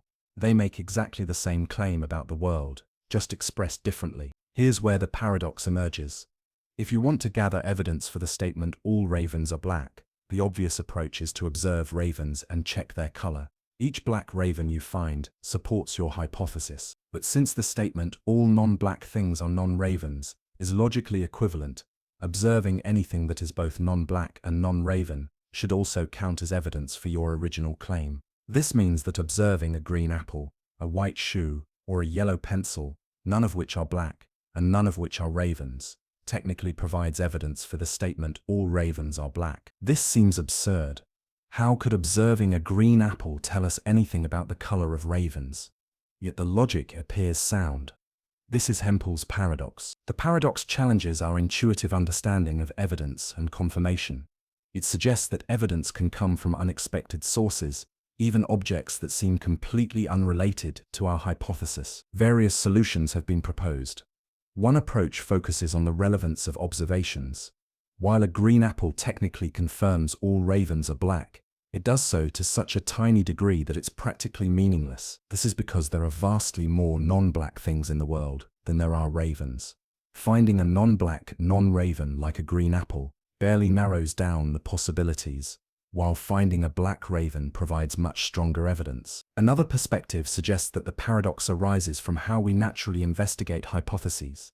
In practice, we don't randomly sample objects from the universe to test claims like all ravens are black. Instead, we use background knowledge to focus our investigation on relevant cases. We look at ravens because that's the most efficient way to test the hypothesis, not because other evidence is invalid. Some philosophers argue that the paradox reveals limitations in the simple model of scientific confirmation that Hempel was working with. More sophisticated approaches to evidence and hypothesis testing might avoid the counterintuitive conclusions of the paradox, while preserving the logical relationships between statements. The paradox of the ravens connects to broader questions about how we acquire knowledge and what counts as evidence. It challenges us to think more carefully about the relationship between logic and empirical investigation, and about how we evaluate support for scientific hypotheses. In everyday life, we often rely on intuitive judgments about what evidence is relevant to our beliefs. The paradox suggests that these intuitions, while practically useful, might not always align perfectly with strict logical principles. This doesn't mean our intuitions are wrong. They may incorporate important contextual knowledge that formal logic doesn't capture. As you reflect on this paradox, consider how you evaluate evidence in your own thinking. How do you decide what information is relevant to your beliefs? Are there cases where seemingly unrelated observations might actually tell you something important about a question you're investigating? The paradox of the ravens reminds us that the relationship between evidence and knowledge is more complex than it might initially appear. It invites us to be more thoughtful about how we gather and evaluate information, and to recognize that evidence can sometimes come from unexpected sources. As you continue to relax and drift towards sleep, let this paradox gently challenge your assumptions about knowledge and evidence. Perhaps the world is more interconnected than we realize, with each observation potentially telling us something about seemingly unrelated aspects of reality. The paradox of emotional labor, when feelings become work. Let's explore a paradox that touches on modern work life, relationships, and the nature of authentic emotion, the paradox of emotional labor. Emotional labor refers to the process of managing one's emotions as part of one's job or role. It was first identified by sociologist Arlie Hochschild in her study of flight attendants, who were required to maintain a pleasant, caring demeanor, regardless of how they actually felt or how passengers treated them. The paradox emerges when we consider what happens when emotions, which we typically think of as spontaneous, authentic expressions of our inner state, become requirements of work or social roles. When a server smiles at customers, a nurse shows compassion to patients, or a teacher displays enthusiasm for their subject, are these genuine feelings or performances? Can emotions be both authentic and deliberately managed at the same time? This creates a tension between two seemingly contradictory ideas. Emotions are spontaneous, authentic expressions of our inner state. Emotions can be deliberately managed, regulated, and performed as part of work or social roles. The paradox deepens when we consider that emotional labor isn't limited to paid work. We perform emotional labor in many social contexts, managing our feelings at family gatherings, showing appropriate emotions at weddings or funerals, or regulating our responses in relationships. These emotional performances are essential to social functioning, yet they can also feel inauthentic or draining. Research suggests that emotional labor can have significant psychological costs. When there's a gap between what we feel and what we're required to display, what Hochschild called emotional dissonance, it can lead to stress, burnout, and a sense of alienation from our authentic selves. Yet the alternative, expressing all emotions exactly as we feel them, would make many social interactions and work environments impossible. The paradox raises important questions about authenticity, professionalism, and the nature of emotions themselves. Are emotions purely spontaneous reactions, or can they be cultivated and shaped? Is an emotion less real if it's deliberately managed? Where is the line between healthy emotional regulation and harmful suppression? Different cultures and historical periods have answered these questions differently. Some traditions emphasize emotional spontaneity and authenticity, while others value emotional discipline and appropriate display. Modern Western culture often sends mixed messages, valuing both authentic self-expression and professional emotional management. The paradox of emotional labor also has gender dimensions. Historically, women have been expected to perform more emotional labor, both at work and in personal relationships. They're often tasked with maintaining emotional harmony, showing care and empathy, and managing others' feelings. This unequal distribution of emotional labor can contribute to gender inequality and burnout. Various approaches have been proposed to navigate this paradox. Some suggest developing deep acting skills, finding ways to genuinely feel the emotions required in a situation, rather than just surface acting. Others advocate for clearer boundaries between work and personal life, creating spaces where authentic emotions can be freely expressed. Some workplaces are recognizing the costs of emotional labor and taking steps to support employees, providing breaks, creating authentic team cultures, or acknowledging the skill and effort involved in emotional management. In personal relationships, open communication about emotional needs and boundaries can help distribute emotional labor more equitably. As you reflect on this paradox, consider your own experiences with emotional labor. When have you managed your emotions as part of a job or social role? How did it affect you? Are there contexts where you feel more or less able to express authentic emotions? The paradox of emotional labor reminds us that emotions exist at the intersection of biology, psychology, culture, and social structure. They are both deeply personal experiences and socially shaped performances. Navigating this complexity is part of what makes us human. As you continue to relax and drift towards sleep, let this paradox invite you to reflect on the relationship between your inner emotional life and your outward expression. Perhaps there's wisdom in finding a balance, honoring your authentic feelings while recognizing the social nature of emotional expression, and creating spaces in your life where you can truly feel what you feel without performance or management. The paradox of hedonism. Why pursuing happiness directly often fails. Let's explore a paradox that touches on our pursuit of happiness and fulfillment. The paradox of hedonism, also known as the pleasure paradox. This puzzle, discussed by philosophers from Aristotle to John Stuart Mill, suggests that directly pursuing happiness or pleasure often leads to less happiness than pursuing other goals. The paradox can be stated simply: the more directly we pursue happiness, the more it eludes us. When happiness becomes our explicit goal, when we constantly ask ourselves, "Am I happy yet?" or engage in activities solely for the happiness they might bring, we often end up less satisfied than when we focus on other meaningful pursuits. Consider some examples from everyday life. Have you ever tried to have fun at a party by constantly thinking about whether you're having fun? This self-conscious monitoring usually diminishes enjoyment rather than enhancing it. Or think about trying to fall asleep. The more you focus on falling asleep, the more elusive sleep becomes. The same principle applies to broader life satisfaction. People who explicitly pursue happiness through pleasure-seeking, material acquisition, or constant positive experiences often report feeling less fulfilled than those who pursue meaningful goals, engage in flow activities, or contribute to something beyond themselves. This creates a paradox, because happiness is something most of us want, yet pursuing it directly seems counterproductive. How can we resolve this contradiction? One explanation involves the nature of happiness itself. Perhaps happiness isn't a state we can directly will or create, but rather a byproduct of engaging in worthwhile activities and relationships. In this view, happiness comes as a side effect of living well, not as the result of pursuing happiness itself. Another perspective focuses on the problem of self-consciousness.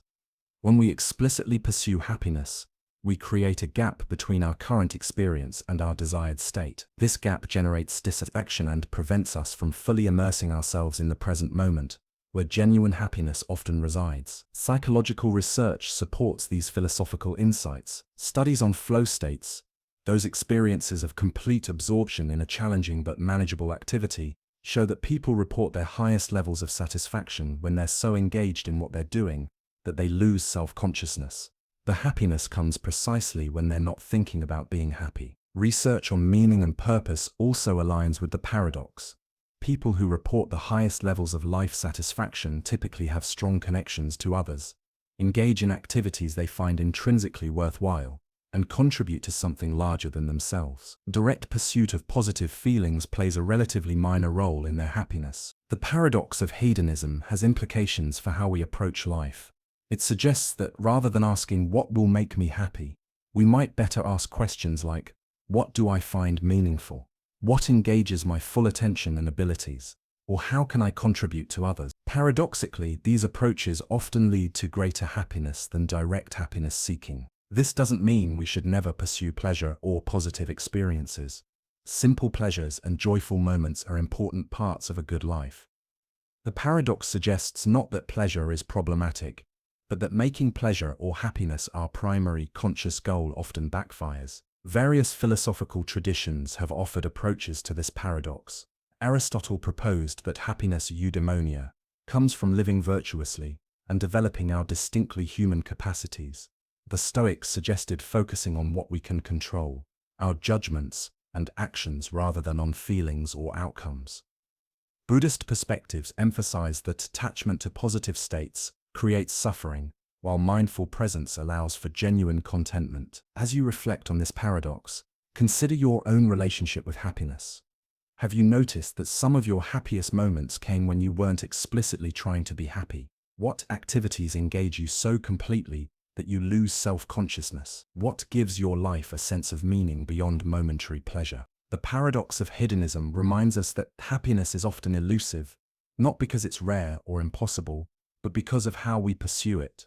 Perhaps true happiness requires a certain indirectness, a willingness to focus on worthy activities, meaningful relationships, and present moment engagement, rather than on happiness itself. As you continue to relax and drift towards sleep, let this paradox invite you to consider a gentler approach to happiness. Instead of grasping for positive feelings or constantly evaluating your happiness level, perhaps you can simply notice the moments of engagement, connection, and meaning in your life, trusting that happiness will emerge naturally from living well. The paradox of intimacy, how closeness requires distance. Let's explore a paradox that touches on our deepest relationships, the paradox of intimacy. This puzzle suggests that true closeness with another person requires maintaining a certain degree of separateness and autonomy. The paradox can be stated this way. To achieve genuine intimacy with someone, we must preserve our individual identity and boundaries. If we completely merge with another person, losing our sense of self in the process, we paradoxically diminish the possibility of true intimacy. This creates a tension between two seemingly contradictory desires in close relationships. The desire for complete closeness, understanding and union with another person. The need to maintain our individual identity, autonomy, and boundaries. We see this paradox play out in romantic relationships, deep friendships, and family bonds. When people become too enmeshed, when they lose their separate identities, interests, and perspectives, the relationship often becomes stifling rather than nourishing. Without difference, there can be no genuine exchange, no discovery, no growth together. Poet Rainer Maria Rilke captured this paradox beautifully when he wrote about love.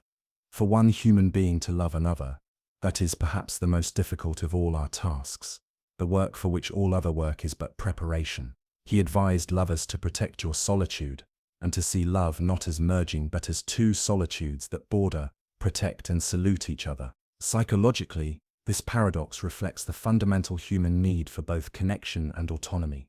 We need close bonds with others to thrive, but we also need a sense of agency and selfhood.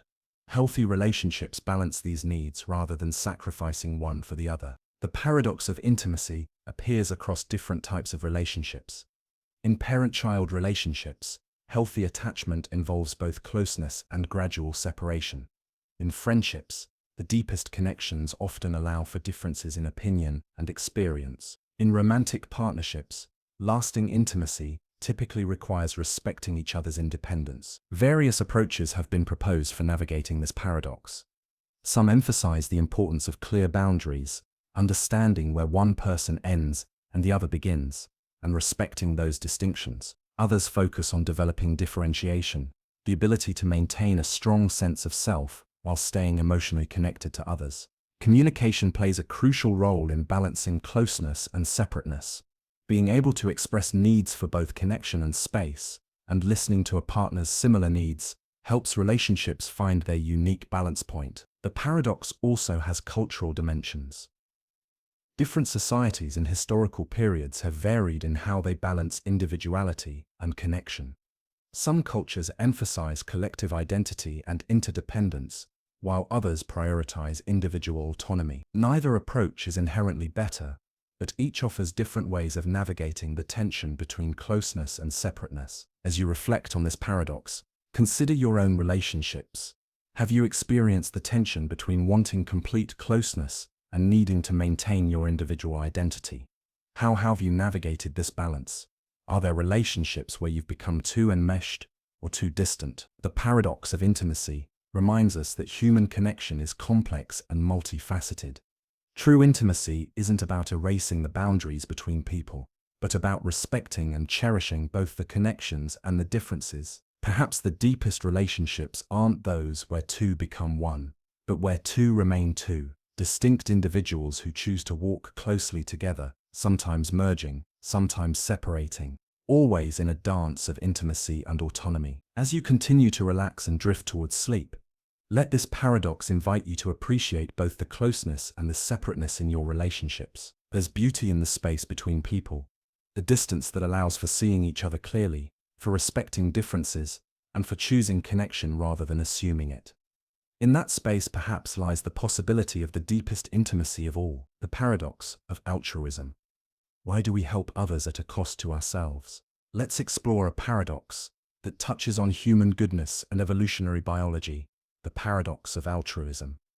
This puzzle asks, why do humans and other species sometimes help others at a cost to themselves, even when there's no obvious benefit? From an evolutionary perspective focused on survival and reproduction, pure altruism, helping others at a net cost to oneself, seems paradoxical. Natural selection should favor genes that promote an organism's own survival and reproduction, not genes that lead to self-sacrifice for others. Yet we observe altruistic behavior throughout the natural world, from humans donating to strangers they'll never meet, to vampire bats sharing blood with unrelated colony members. This creates a tension between two seemingly contradictory observations. Evolution should select for self-interested behavior that maximizes survival and reproduction. Many species, including humans, regularly engage in costly helping behavior toward others. Various explanations have been proposed to resolve this paradox. One of the earliest was kin selection theory, developed by biologist William Hamilton. This theory suggests that altruism toward genetic relatives can evolve because relatives share genes. By helping close relatives, an organism indirectly promotes the survival and reproduction of its own genes, even if the helping behavior comes at some personal cost. Another explanation involves reciprocal altruism, the idea that individuals help others with the expectation of receiving help in return later. This "I'll scratch your back if you scratch mine" dynamic can make altruism evolutionarily advantageous, especially in species with long lifespans and stable social groups where repeated interactions occur. Group selection theories propose that altruism might evolve because groups with more altruistic members outcompete groups with more selfish members. While controversial among evolutionary biologists, this perspective suggests that under certain conditions, selection might operate at the level of groups rather than just individuals. In humans specifically, cultural evolution and social norms play important roles. Societies develop moral codes, religious teachings, and social expectations that encourage altruistic behavior. Individuals who violate these norms may face social sanctions, while those who adhere to them gain reputation benefits and social status. Psychological mechanisms also contribute to human altruism. Empathy allows us to share others' emotional states, creating an intrinsic motivation to help. The warm glow of positive emotions that often accompanies helping behavior provides an immediate psychological reward, even when the helping comes at some cost. Some researchers suggest that pure, costly altruism toward non-relatives might be a byproduct of cognitive mechanisms that evolved for other purposes. Our capacity for empathy Social bonding and moral reasoning, which evolved in the context of small, closely related groups, now extends to strangers in our modern global society. The paradox of altruism raises deeper questions about human nature and morality. Are humans fundamentally selfish beings who help others only when it ultimately benefits themselves? Or do we have genuine concern for others' welfare, independent of self-interest? Perhaps the answer lies somewhere in between. We have evolved psychological mechanisms that make us genuinely care about others, even though those mechanisms ultimately evolved because they promoted genetic fitness in our ancestral environment. This paradox also connects to philosophical debates about ethics and motivation. Some philosophers argue that true altruism requires acting without any self-interested motivation, while others suggest that feeling good about helping others doesn't diminish the moral value of altruistic acts. As you reflect on this paradox, consider your own experiences of helping others. What motivates you to help? Do you feel a genuine concern for others' welfare, or are you more aware of potential benefits to yourself? Perhaps both motivations are present simultaneously. The paradox of altruism reminds us that human behavior is complex, shaped by both our evolutionary history and our capacity for moral reasoning and empathy. It suggests that the line between selfishness and selflessness might be blurrier than we often assume. Perhaps our capacity for genuine concern for others evolved precisely because it served our ancestors' genetic interests in certain contexts. Understanding this paradox can help us appreciate the remarkable nature of human cooperation and compassion. Rather than viewing altruism as either purely selfless or secretly selfish, we might see it as a beautiful adaptation that connects us to one another and enables the complex social structures that define human civilization. Whether our helping behavior stems from evolutionary adaptations, cultural learning, moral principles, or some combination of these factors, the capacity for altruism remains one of humanity's most noble and distinctive traits. It's a paradox worth embracing rather than resolving. The paradox of democracy. How majority rule can threaten freedom. Let's explore a paradox that lies at the heart of democratic governance: the paradox of democracy. This puzzle highlights the tension between two fundamental democratic principles: majority rule and the protection of individual rights and freedoms. Democracy is often defined as rule by the people, typically implemented through majority voting. Yet this same mechanism that gives power to the people can potentially be used to restrict the rights and freedoms of individuals or minority groups. If 51% of voters decide to limit the rights of the other 49%, is this still democratic? And if democracy can be used to undermine democratic values, how do we resolve this contradiction? This creates a paradox with two seemingly incompatible principles. Democracy requires that the majority's will be respected through voting and representation. Democracy requires protecting individual rights and freedoms, even against majority opinion. This tension isn't merely theoretical. It has played out repeatedly throughout history. Democratic processes have sometimes led to the election of anti-democratic leaders, or the passage of laws that restrict civil liberties. The term tyranny of the majority, coined by political philosophers like Alexis de Tocqueville and John Stuart Mill, describes situations where majority rule leads to oppression of minority groups. Various approaches have been developed to address this paradox. Constitutional democracy attempts to resolve the tension by establishing fundamental rights and principles that cannot be overridden by simple majority vote. These constitutional protections create boundaries around what even democratically elected governments can do. The separation of powers and checks and balances provide another safeguard. By dividing government authority among different branches and levels, these systems make it harder for any single majority to exercise unchecked power, even if they win an election. Independent judiciary systems play a crucial role in protecting against majority overreach. Courts can strike down laws that violate constitutional rights, even if those laws were passed through democratic processes with majority support. Some democratic systems incorporate supermajority requirements for certain decisions, particularly constitutional changes. This ensures that fundamental alterations to the system require broader consensus than a simple 50% plus one majority. The paradox of democracy also raises deeper questions about the nature and purpose of democratic governance. Is democracy primarily about process majority voting, or about outcomes protecting rights and freedoms? Different democratic traditions have emphasized different aspects of this question. Political philosophers have offered various perspectives. John Rawls proposed that a just democratic system should be one that people would choose if they didn't know what position they would occupy in society, encouraging systems that protect everyone's basic rights. Jürgen Habermas emphasized deliberative democracy, where decisions emerge from reasoned public discourse rather than mere aggregation of preferences. The paradox also connects to questions about the proper limits of democracy. Should some principles be considered so fundamental that they're beyond democratic revision? If so, who determines these principles, and how can they be legitimately established in the first place? As you reflect on this paradox, consider how it manifests in contemporary political debates. When should majority opinion prevail, and when should individual or minority rights take precedence? How do we balance democratic processes with democratic values when they come into conflict? The paradox of democracy reminds us that democratic governance is not simple or straightforward.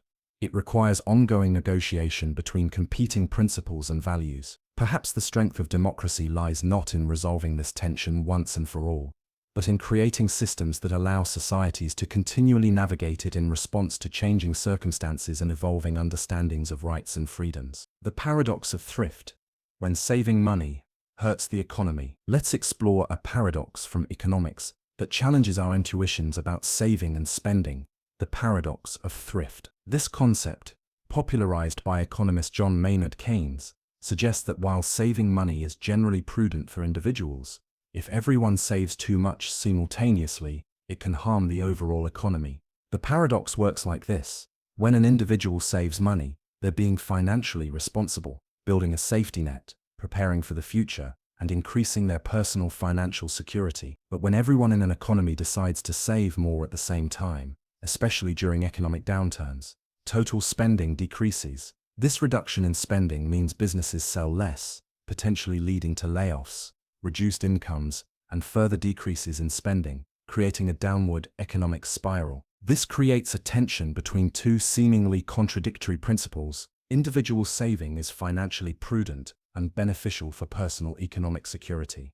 Collective saving can reduce overall economic activity and harm everyone's economic prospects. What's rational at the individual level can become problematic when everyone does it simultaneously. A classic example of how micro-level decisions can have unexpected macro-level consequences. The paradox of thrift is particularly relevant during economic recessions. When economic uncertainty increases, people naturally become more cautious with their money.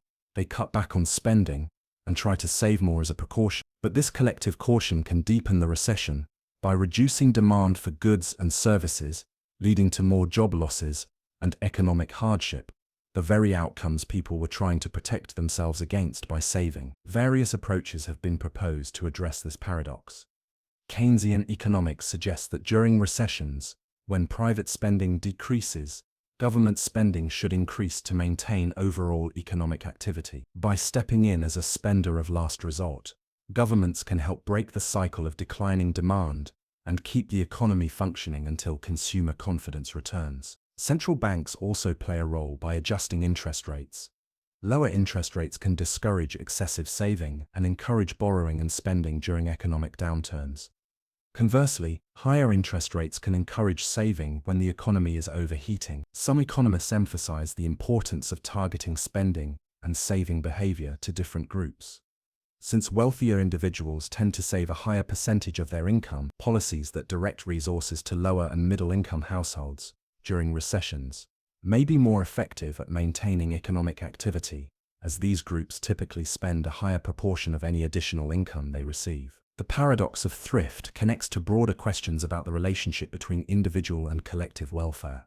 It reminds us that economies are complex systems where the whole is not simply the sum of its parts. Actions that make perfect sense for individuals can sometimes lead to outcomes that nobody wants when adopted collectively. This paradox also highlights the role of timing and context in economic decisions. Saving is generally beneficial, but when and how much to save depends partly on broader economic conditions. During periods of strong economic growth, increased saving provides capital for investment and helps prevent overheating. During recessions, maintaining some level of spending becomes more important for collective welfare. As you reflect on this paradox, consider how it might apply to your own financial decisions. How do you balance personal financial security with your role in the broader economy? Are there ways to save responsibly while still supporting economic activity in your community? The paradox of thrift reminds us that economic systems are interconnected in complex ways. Our individual choices affect others, just as their choices affect us. Perhaps the wisdom lies not in maximizing saving or spending in all circumstances, but in adapting our financial behavior to both our personal needs and the broader economic context. The paradox of expertise: why knowledge can blind us. Let's explore a paradox that affects how we learn, solve problems, and adapt to new situations. The paradox of expertise. This puzzle suggests that the very knowledge and skills that make someone an expert can sometimes become obstacles to further learning and innovation. The paradox works like this. As we develop expertise in a field, we accumulate specialized knowledge, efficient mental shortcuts, and ingrained habits of thinking. These assets help us solve familiar problems quickly and effectively, but these same assets can make it harder to see novel solutions, recognize changing conditions, or think outside established paradigms. This creates a tension between two seemingly contradictory aspects of expertise. Expertise provides deep knowledge and efficient problem-solving within a domain. Expertise can create mental rigidity and blind spots that hinder innovation and adaptation. We see this paradox in many fields. Expert chess players might struggle to see unconventional moves that beginners might consider. Experienced doctors sometimes fixate on familiar diagnoses, missing rare conditions that don't fit expected patterns. Business leaders who built successful companies using one model may fail to adapt when market conditions change. Cognitive science helps explain this paradox. Experts develop mental schemas and heuristics, efficient patterns of thinking that work well for familiar problems. These mental shortcuts reduce cognitive load and allow rapid decision-making. But these same shortcuts can lead to fixation on established approaches and difficulty perceiving information that doesn't fit existing mental models. Another factor is the substantial investment experts have made in acquiring their knowledge. After spending years or decades mastering a field, it can be psychologically difficult to question fundamental assumptions or acknowledge that some knowledge has become outdated. Various approaches have been proposed to address this paradox. One strategy is deliberate perspective taking, consciously trying to view problems from different angles or through the eyes of people with different backgrounds. This can help experts break out of established thought patterns. Interdisciplinary collaboration brings together experts from different fields, allowing them to combine specialized knowledge in novel ways. When experts with different backgrounds work together, they can often see solutions that none would have discovered individually. Beginner's mind, a concept from Zen Buddhism, encourages even experienced practitioners to approach situations with the openness and curiosity of a beginner.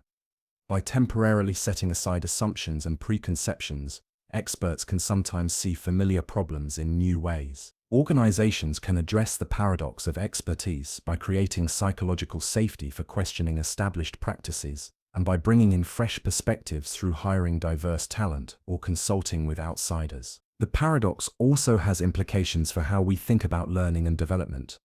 Rather than viewing expertise as an endpoint, we might see it as an ongoing journey that requires continuous unlearning and relearning. The most effective experts may be those who maintain awareness of their own limitations and biases. As you reflect on this paradox, consider areas where your own expertise might create blind spots. Are there fields where your knowledge and experience, while valuable, might be limiting your ability to see new possibilities? How might you cultivate both deep expertise and the flexibility to question your own assumptions? The paradox of expertise reminds us that knowledge is a double-edged sword. The same specialized understanding that empowers us can sometimes constrain us. Perhaps true mastery involves not just accumulating knowledge, but maintaining the humility and curiosity to recognize when that knowledge needs to be revised, expanded, or even abandoned in light of new information or changing circumstances. The paradox of tolerance revisited, finding balance in a diverse society. Let's revisit and deepen our exploration of the paradox of tolerance, examining how societies can navigate the delicate balance between openness to diverse viewpoints and protecting the foundations of tolerance itself. As we discussed earlier, the paradox poses a challenging question. Should a tolerant society tolerate intolerance? If we extend unlimited tolerance even to those who would destroy tolerance, we risk enabling the destruction of tolerance itself. Yet if we suppress certain viewpoints, are we still truly tolerant? This paradox becomes increasingly relevant in diverse, pluralistic societies where people hold widely different values, beliefs, and worldviews.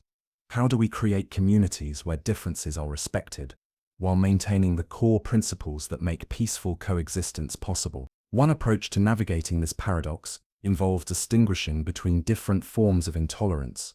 There's a meaningful difference between expressing controversial or unpopular opinions and actively working to deny others basic rights or inciting violence against them. A society might reasonably tolerate the former while drawing boundaries around the latter. Another perspective focuses on the distinction between tolerating ideas and tolerating actions.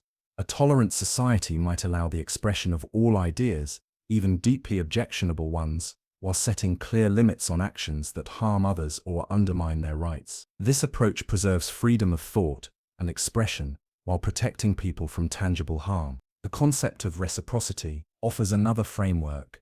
Perhaps tolerance should be extended to those who are themselves willing to practice tolerance, creating a social contract where diverse groups agree to respect each other's rights, even while disagreeing about fundamental values. Those who reject this reciprocal arrangement by seeking to impose their views through force or coercion might legitimately face limits on their ability to do so. Democratic processes and institutions play a crucial role in managing the paradox of tolerance. Constitutional protections for basic rights, independent judiciary systems, and mechanisms for peaceful conflict resolution create frameworks within which diverse viewpoints can coexist without any single group dominating others. These institutions embody the principle that tolerance requires certain shared commitments to how disagreements are handled, even when the content of those disagreements remains unresolved. Education and dialogue offer yet another approach. By fostering critical thinking, empathy, and communication skills, societies can build capacity for engaging across differences in ways that don't devolve into either uncritical acceptance of harmful ideas or unnecessary suppression of merely unpopular ones. Creating spaces for meaningful exchange across different perspectives can sometimes transform potential conflicts into opportunities for mutual understanding. The paradox of tolerance also invites us to consider the role of social norms and cultural expectations. Formal legal protections are important, but equally significant are the informal ways communities encourage respectful engagement across differences. How we respond to intolerance in everyday interactions, whether through conversation, modeling alternative approaches, or setting boundaries, shapes the lived experience of tolerance in society. Different societies and communities will navigate this paradox in different ways, reflecting their unique histories, values, and circumstances. There is no single universal formula for balancing openness to diversity with protection of core principles. What works in one context may not work in another, and approaches will necessarily evolve as societies change. As you reflect on this paradox, consider how it manifests in your own communities and relationships. How do you personally navigate the tension between respecting differences and maintaining boundaries around behavior that harms others? What principles guide your decisions about when to engage with opposing viewpoints and when to challenge them? The paradox of tolerance reminds us that creating and maintaining open, diverse societies requires ongoing reflection, dialogue, and sometimes difficult choices. Perhaps the wisdom lies not in finding a perfect resolution to the paradox, but in approaching it with both principle and pragmatism, committed to the value of tolerance, while recognizing that its preservation sometimes requires careful limits. The paradox of authenticity. Can we deliberately cultivate genuine feelings? Let's explore a paradox that touches on our sense of self, our emotions, and our relationships. The paradox of authenticity. This puzzle asks, can we deliberately cultivate authentic feelings and behaviors, or does this deliberate effort itself make them inauthentic? The paradox emerges when we consider what it means to be authentic. Authenticity is often defined as being true to oneself, acting in accordance with one's genuine feelings and values rather than conforming to external expectations. Yet in many situations, we consciously try to develop or express certain emotions and behaviors because we believe they reflect our true self, or the person we want to be. This creates a tension between two seemingly contradictory ideas. Authenticity involves spontaneous, genuine expression of one's true feelings and values. We often deliberately work to cultivate and express the feelings and behaviors we consider authentic. We see this paradox in many contexts. Someone might practice mindfulness to become more present and authentic in their interactions. A person might work with a therapist to overcome patterns of people-pleasing and express their real feelings. A leader might consciously develop their communication style to better reflect their values and connect authentically with their team. In each case, there's a deliberate effort to be more authentic. But doesn't this deliberate effort itself introduce an element of performance or artifice? If authenticity is spontaneous and natural, can it also be deliberately cultivated? Various perspectives have been offered on this paradox. Some philosophers distinguish between reflective and unreflective authenticity. Unreflective authenticity involves spontaneous expression without self-consciousness. Reflective authenticity, by contrast, involves conscious alignment of one's actions with deeply held values and commitments. Both can be genuine forms of authenticity, just operating at different levels of awareness. Another approach focuses on the development of character over time. From this perspective, deliberately practicing certain ways of being isn't fake or inauthentic. It's how we gradually internalize values and dispositions until they become second nature. The musician who practices scales for years isn't being inauthentic when they eventually play effortlessly. They've integrated the skill so deeply that it's now a genuine expression of their musicality. Some traditions emphasize the role of self-knowledge in authenticity. In this view, being authentic isn't about spontaneously expressing whatever feelings arise in the moment, but about acting in alignment with one's deeper nature, which requires ongoing self-reflection and growth. Deliberate efforts to be authentic are part of the process of discovering and expressing who we truly are. The paradox also connects to questions about the nature of the self. Is there a fixed, essential self that we need to express authentically, or is the self more fluid and dynamic, something we continually create through our choices and actions? Different philosophical and psychological traditions have answered these questions in different ways, leading to different understandings of what authenticity means. In Eastern philosophical traditions like Buddhism, the very notion of a fixed essential self is questioned. From this perspective, authenticity might involve recognizing the constructed nature of the self, rather than trying to express some true inner core. Paradoxically, the most authentic expression might come from letting go of the idea of an authentic self altogether. Modern psychology offers yet another perspective. Research suggests that our sense of self is partly constructed through narrative, the stories we tell about who we are and why we do what we do. From this view, deliberately shaping our actions to align with our personal narrative isn't inauthentic, but part of how we create a coherent sense of identity. The paradox of authenticity also has social dimensions. We develop our sense of self through interaction with others, and our expressions of authenticity are always shaped by cultural contexts and social relationships. Perhaps authenticity isn't about escaping social influence, but about consciously engaging with it, choosing which influences to embrace and which to resist. As you reflect on this paradox, consider your own experiences with authenticity. Have you ever deliberately tried to be more yourself?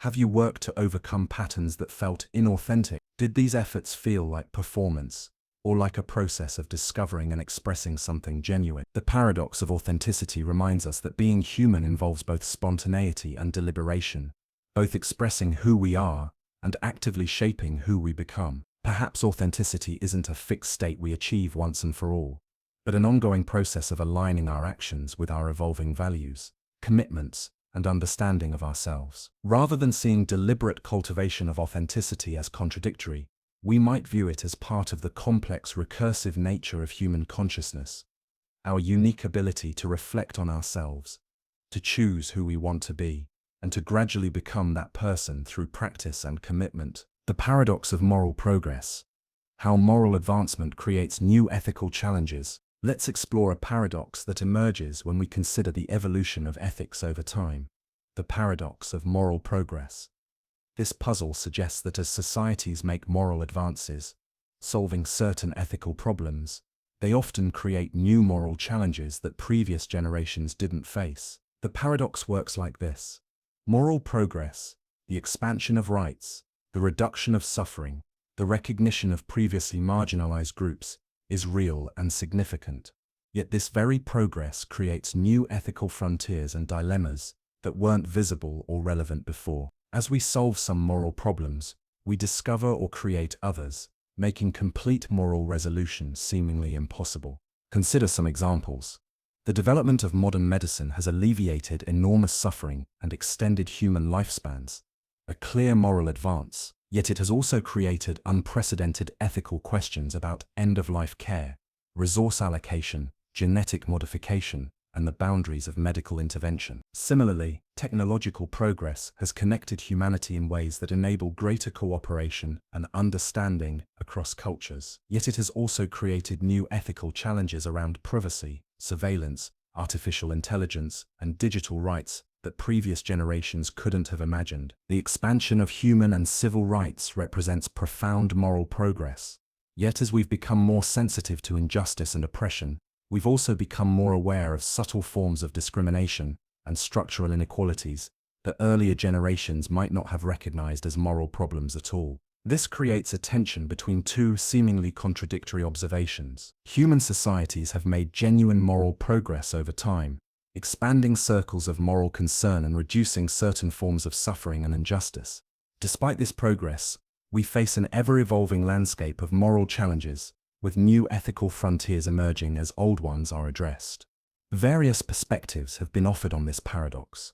Some philosophers suggest that moral progress isn't about reaching a final state of ethical perfection, but about an ongoing process of moral discovery and refinement.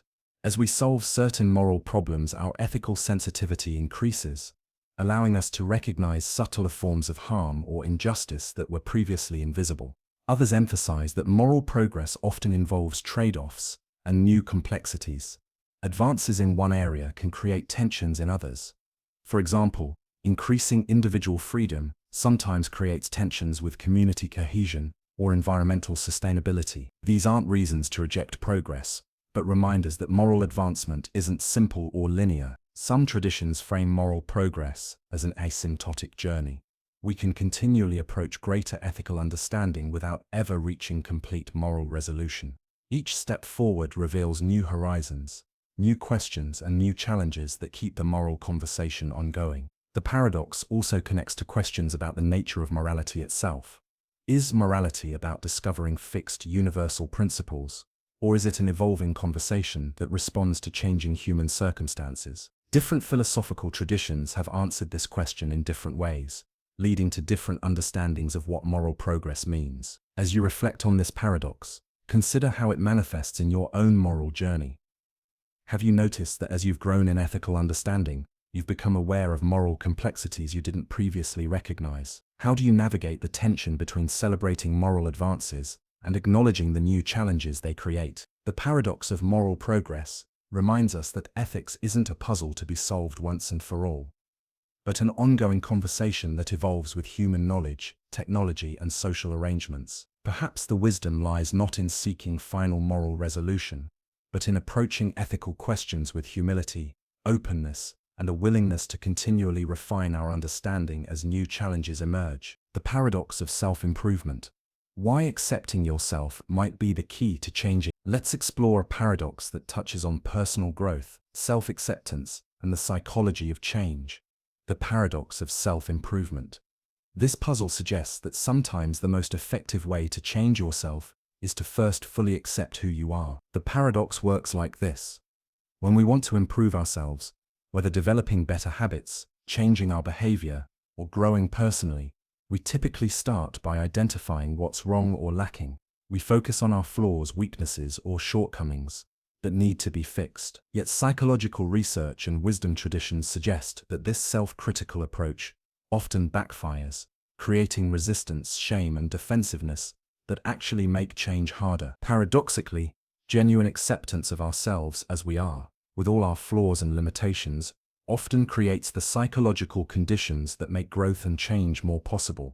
When we stop fighting against our current reality and instead acknowledge it with compassion, we create a foundation of security and self-trust from which change can naturally emerge. This creates a tension between two seemingly contradictory approaches. To improve yourself, you need to identify what's wrong and work to fix it. To improve yourself, you need to accept yourself exactly as you are right now. We see this paradox in many contexts. In psychotherapy, unconditional positive regard, accepting clients exactly as they are, often creates the safety needed for them to explore change.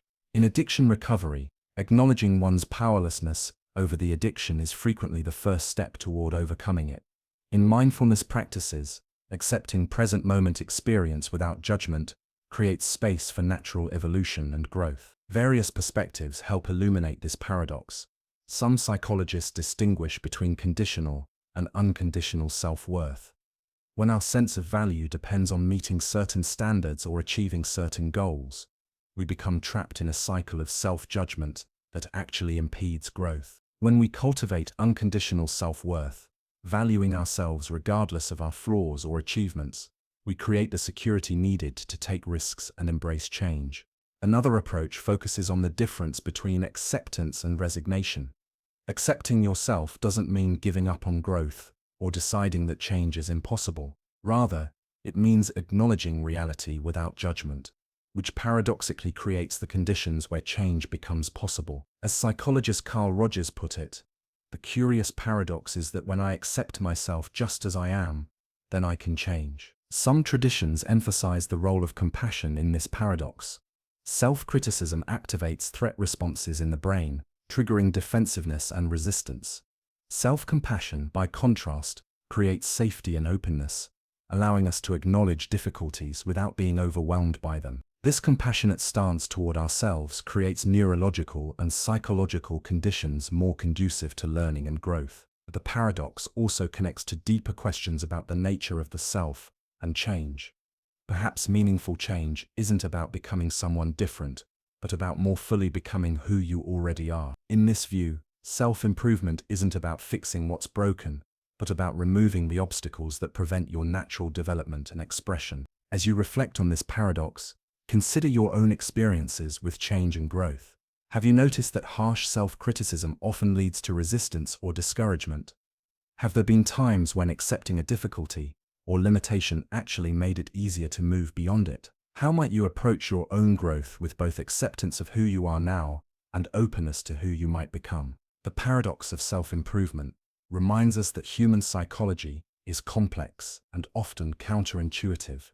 The direct path, identifying flaws and trying to fix them through sheer will, isn't always the most effective route to change. Sometimes the indirect path, accepting ourselves with compassion exactly as we are, creates the conditions where genuine transformation becomes possible. Perhaps the wisdom lies in holding both sides of this paradox simultaneously, acknowledging our desire for growth and change, while fully accepting ourselves in this moment, just as we are. In that space of both acceptance and aspiration, we might find the most fertile ground for authentic development and transformation. The paradox of knowledge. Why more information doesn't always lead to better understanding. Let's explore a paradox that has become increasingly relevant in our information-saturated age: the paradox of knowledge. This puzzle suggests that having more information doesn't necessarily lead to better understanding and can sometimes actually impede it. The paradox works like this.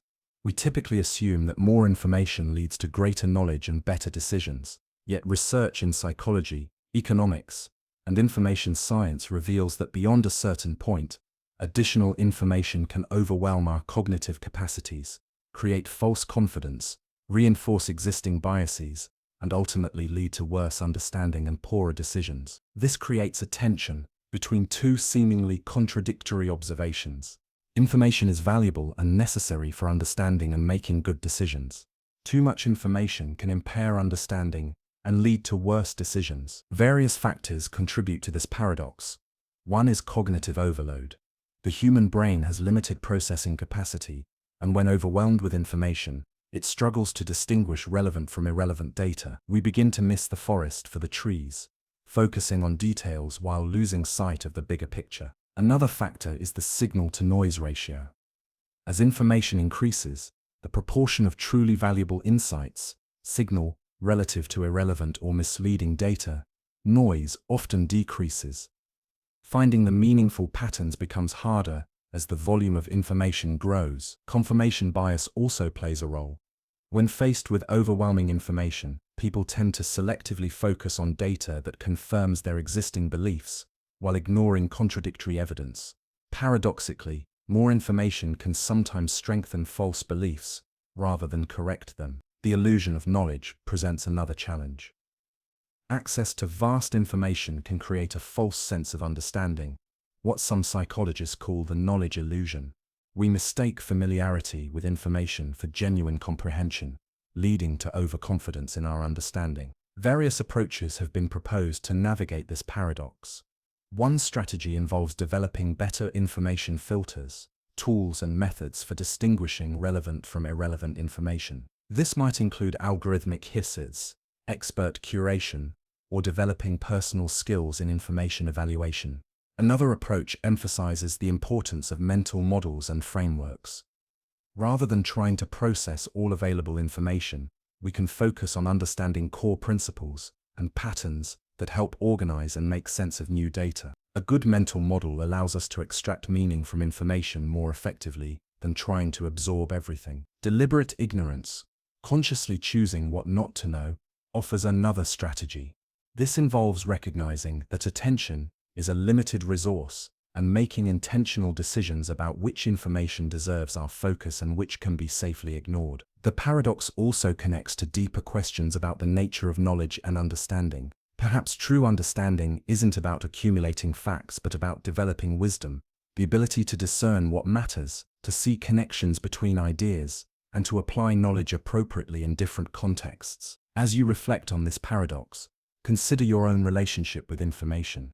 Have you experienced situations where more data led to confusion rather than clarity? How do you distinguish between information that enhances your understanding and information that merely creates noise? What strategies help you extract meaningful insights from the abundance of available information? The paradox of knowledge reminds us that in an age of information overload, the ability to focus, filter, and find meaning becomes increasingly valuable. Perhaps wisdom in the modern world isn't about knowing more, but about knowing what matters and having the discernment to separate signal from noise in the endless stream of information that surrounds us. The paradox of time. Why saving time often leaves us feeling time poor. Let's explore a paradox that affects our daily lives and sense of well-being. The paradox of time. This puzzle suggests that despite all our time-saving technologies and efficiency strategies, many people today feel more time-starved than ever before. The paradox works like this. Over the past century, we've developed countless innovations designed to save time: washing machines, microwave ovens, fast transportation, instant communication, productivity software, and more. These technologies have dramatically reduced the time needed for many tasks. Yet instead of experiencing an abundance of leisure time, many people report feeling increasingly rushed, busy, and short on time. This creates a tension between two seemingly contradictory observations. Modern technologies and systems have objectively saved us enormous amounts of time compared to previous generations. People today often feel more time-pressured and time-poor than ever before. Various factors contribute to this paradox. One is rising expectations and standards. As tasks become easier, our expectations often rise to fill the time saved. For example, when washing clothes required a full day of physical labor, people owned fewer clothes and washed them less frequently. Now that washing machines make the task easier, we own more clothes and wash them more often, partially offsetting the time saved. Another factor is the acceleration of pace. Time-saving technologies don't just make tasks faster, they often change our perception of how fast things should happen. When communication was limited by the speed of postal mail, waiting days for a response was normal. Now that instant communication is possible, we expect immediate replies, creating new time pressures. The phenomenon of time deepening also plays a role. As we save time on individual tasks, We often respond by trying to do more things simultaneously. We check email while watching TV, listen to podcasts while exercising, or take work calls during commutes. This multitasking creates a sense of constant activity and mental fragmentation that can make time feel scarcer even when we're accomplishing more. Economic factors contribute as well. In many societies, productivity gains haven't translated into shorter working hours, but into higher consumption. Rather than using time-saving technologies to work less, we work the same amount to consume more, trading potential leisure time for increased material standards of living. The paradox also has psychological dimensions. Research suggests that feeling rushed and busy has become a status symbol in many cultures, a sign of being in demand and leading a full life. This social value placed on busyness can lead people to create or maintain time pressure even when it's not objectively necessary. Various approaches have been proposed to address this paradox. Some advocate for conscious choices about technology use, being selective about which time-saving innovations we adopt and how we use them, rather than automatically embracing every new efficiency tool. Others emphasize the importance of time affluence as a value, consciously prioritizing unstructured time and leisure over increased productivity or consumption. This might involve making countercultural choices like working less, even if it means earning and consuming less, or deliberately slowing down certain activities. Mindfulness practices offer another approach, focusing on the quality of our time experience rather than just its quantity. By being fully present in each moment rather than constantly thinking about what's next, we can experience time as more abundant, even without changing our schedules. Some sociologists and economists advocate for structural changes, policies like shorter work weeks, universal basic income, or stronger vacation protections that would redistribute time more equitably and reduce collective time pressure. As you reflect on this paradox, consider your own relationship with time. Do you feel that time-saving technologies have genuinely created more leisure in your life? Or have they simply allowed you to fit more activities into the same amount of time? What values and choices shape how you experience time? Are there areas where you might benefit from deliberately slowing down rather than seeking greater efficiency? The paradox of time reminds us that our experience of time isn't just about objective measurement, but about perception, values, and social context. Perhaps addressing time scarcity requires not just better time management, but a deeper examination of what we value and how we want to live. Choices about not just how to save time, but how to spend it in ways that create genuine well-being and meaning. The paradox of choice revisited, finding freedom within constraints. Let's revisit and deepen our exploration of the paradox of choice, examining how constraints and limitations can sometimes create greater freedom and satisfaction than unlimited options. As we discussed earlier, having too many choices can lead to decision paralysis, increased regret, and diminished satisfaction with our eventual selections. But there's an even deeper aspect to this paradox. Constraints and limitations, rather than restricting our freedom, can sometimes enhance it by providing structure, direction, and meaning to our choices. Consider creative pursuits. Artists often find that working within constraints, limited materials, specific themes, or defined formats sparks greater creativity than having unlimited possibilities. A poet writing in a structured form like a sonnet might produce more powerful work than one facing the blank page with no constraints at all. The limitations become a creative catalyst rather than a restriction. Similarly, in personal development, setting specific goals and boundaries can create more meaningful progress than pursuing vague self-improvement. Someone training for a specific athletic event often makes more progress than someone exercising without a clear target. The constraint provides focus and direction that enhances rather than diminishes freedom. Even in relationships, certain boundaries and commitments, while limiting some options, can create deeper connection and meaning. The constraints of monogamy, for instance, close off certain possibilities, but can create the security and trust needed for profound intimacy. The freedom to explore deeply within boundaries can be more fulfilling than the freedom to explore endlessly without them. Various philosophical traditions have recognized this aspect of the paradox of choice. Existentialist thinkers like Sartre suggested that absolute freedom, with no constraints or commitments, can be paralyzing rather than liberating. It's through making choices and accepting their limitations that we create meaning and identity.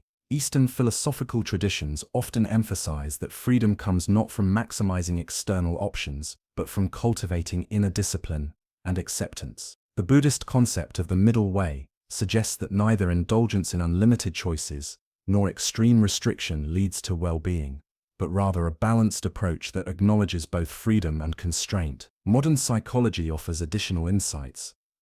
Research on flow states, those experiences of complete absorption in an activity, suggests that optimal experience often occurs within structured activities that have clear goals and boundaries. The constraints provide the conditions for deep engagement and satisfaction. The paradox of choice invites us to reconsider our understanding of freedom itself.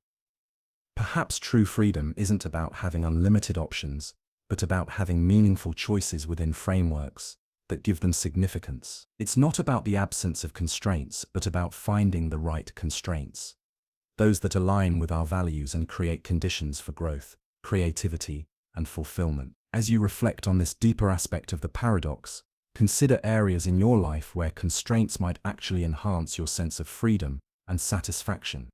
Are there domains where more structure, clearer boundaries, or more focused options might lead to greater meaning and engagement? Conversely, are there areas where removing certain constraints might create more authentic choices? The paradox of choice reminds us that human flourishing often emerges not from unlimited possibilities, but from thoughtful engagement with meaningful limitations.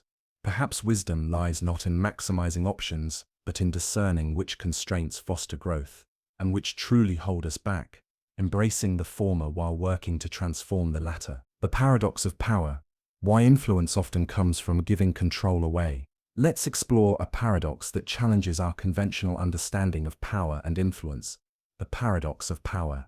This puzzle suggests that sometimes the most effective way to gain power is to give it away, and that holding too tightly to control can actually diminish one's influence. The paradox works like this.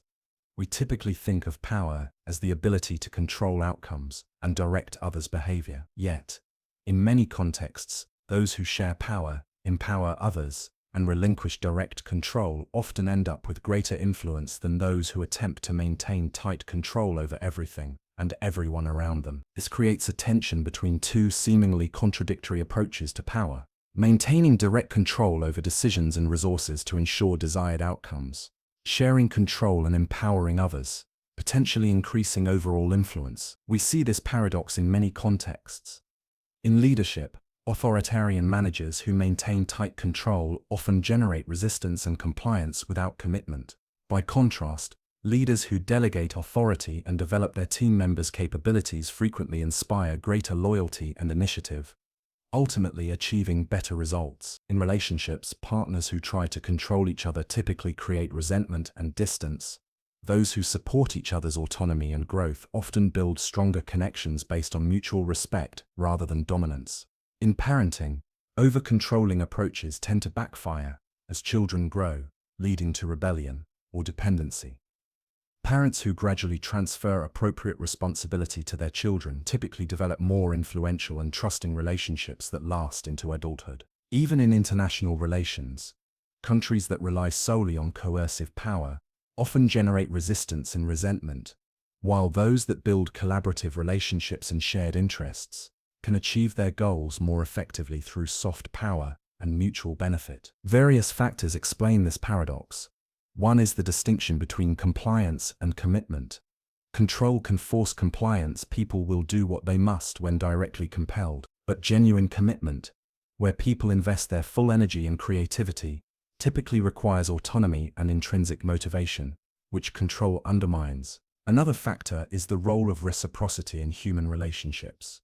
When we empower others, they often feel a sense of obligation and goodwill that makes them more likely to support our goals and interests. By contrast, controlling behavior typically generates the desire to resist or retaliate when possible. The paradox also reflects the complexity of modern environments.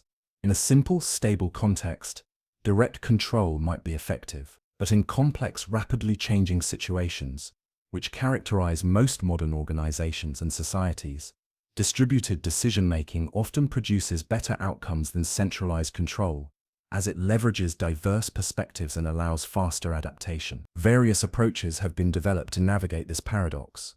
Servant leadership emphasizes leading through supporting others' growth and success, rather than through dominance.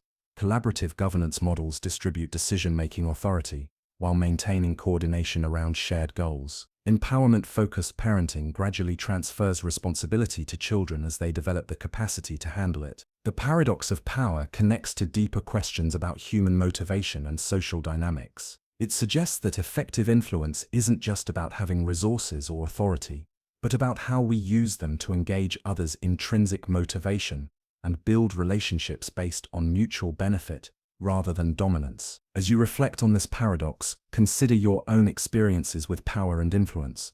Have you noticed situations where holding tightly to control actually diminished your effectiveness? Have there been times when sharing power or supporting others' autonomy ultimately increased your influence? How might you apply these insights in your current relationships, work, or community involvement? The paradox of power reminds us that human relationships are complex and often counterintuitive. Perhaps true power lies not in controlling others, but in creating conditions where people freely choose to move in the same direction, not because they must, but because they want to. In that space of shared purpose and mutual empowerment, we might find forms of influence far more profound and effective than control alone could ever achieve. The paradox of happiness. Why direct pursuit often leads away from joy. Let's explore a paradox that touches on our deepest desires for fulfillment and well-being, the paradox of happiness. This puzzle suggests that directly pursuing happiness often makes it more elusive, while happiness frequently emerges as a byproduct of pursuing other meaningful goals and experiences. The paradox works like this.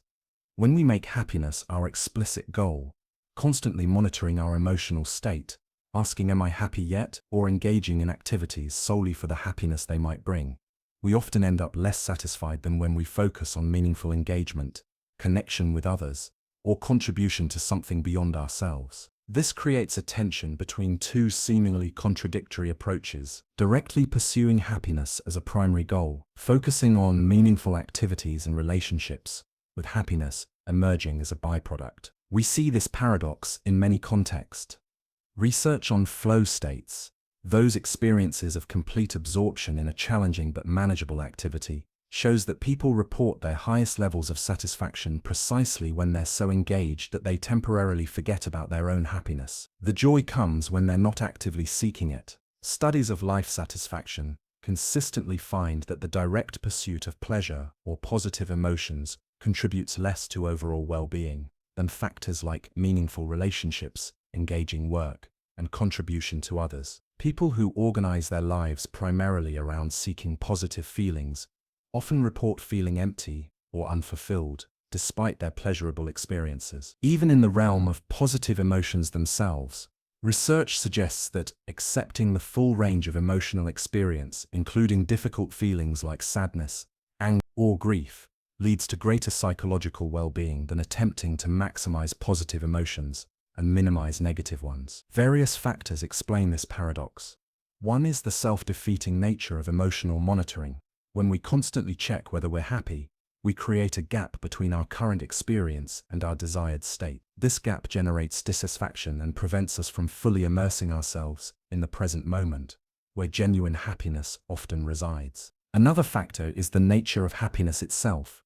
Perhaps happiness isn't something we can directly will or create, but rather a signal that emerges when we're living in alignment with our values and engaging with life in meaningful ways.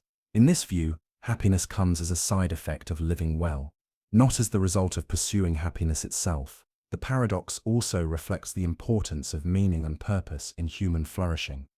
Research suggests that a sense of meaning, feeling that one's life has significance and coherence, contributes more to lasting well-being than the pursuit of positive emotions alone. Meaning often comes from connection to others, contribution to something larger than oneself, and personal growth through challenge, all of which may involve both pleasant and unpleasant experiences. Various philosophical and spiritual traditions have recognized this paradox.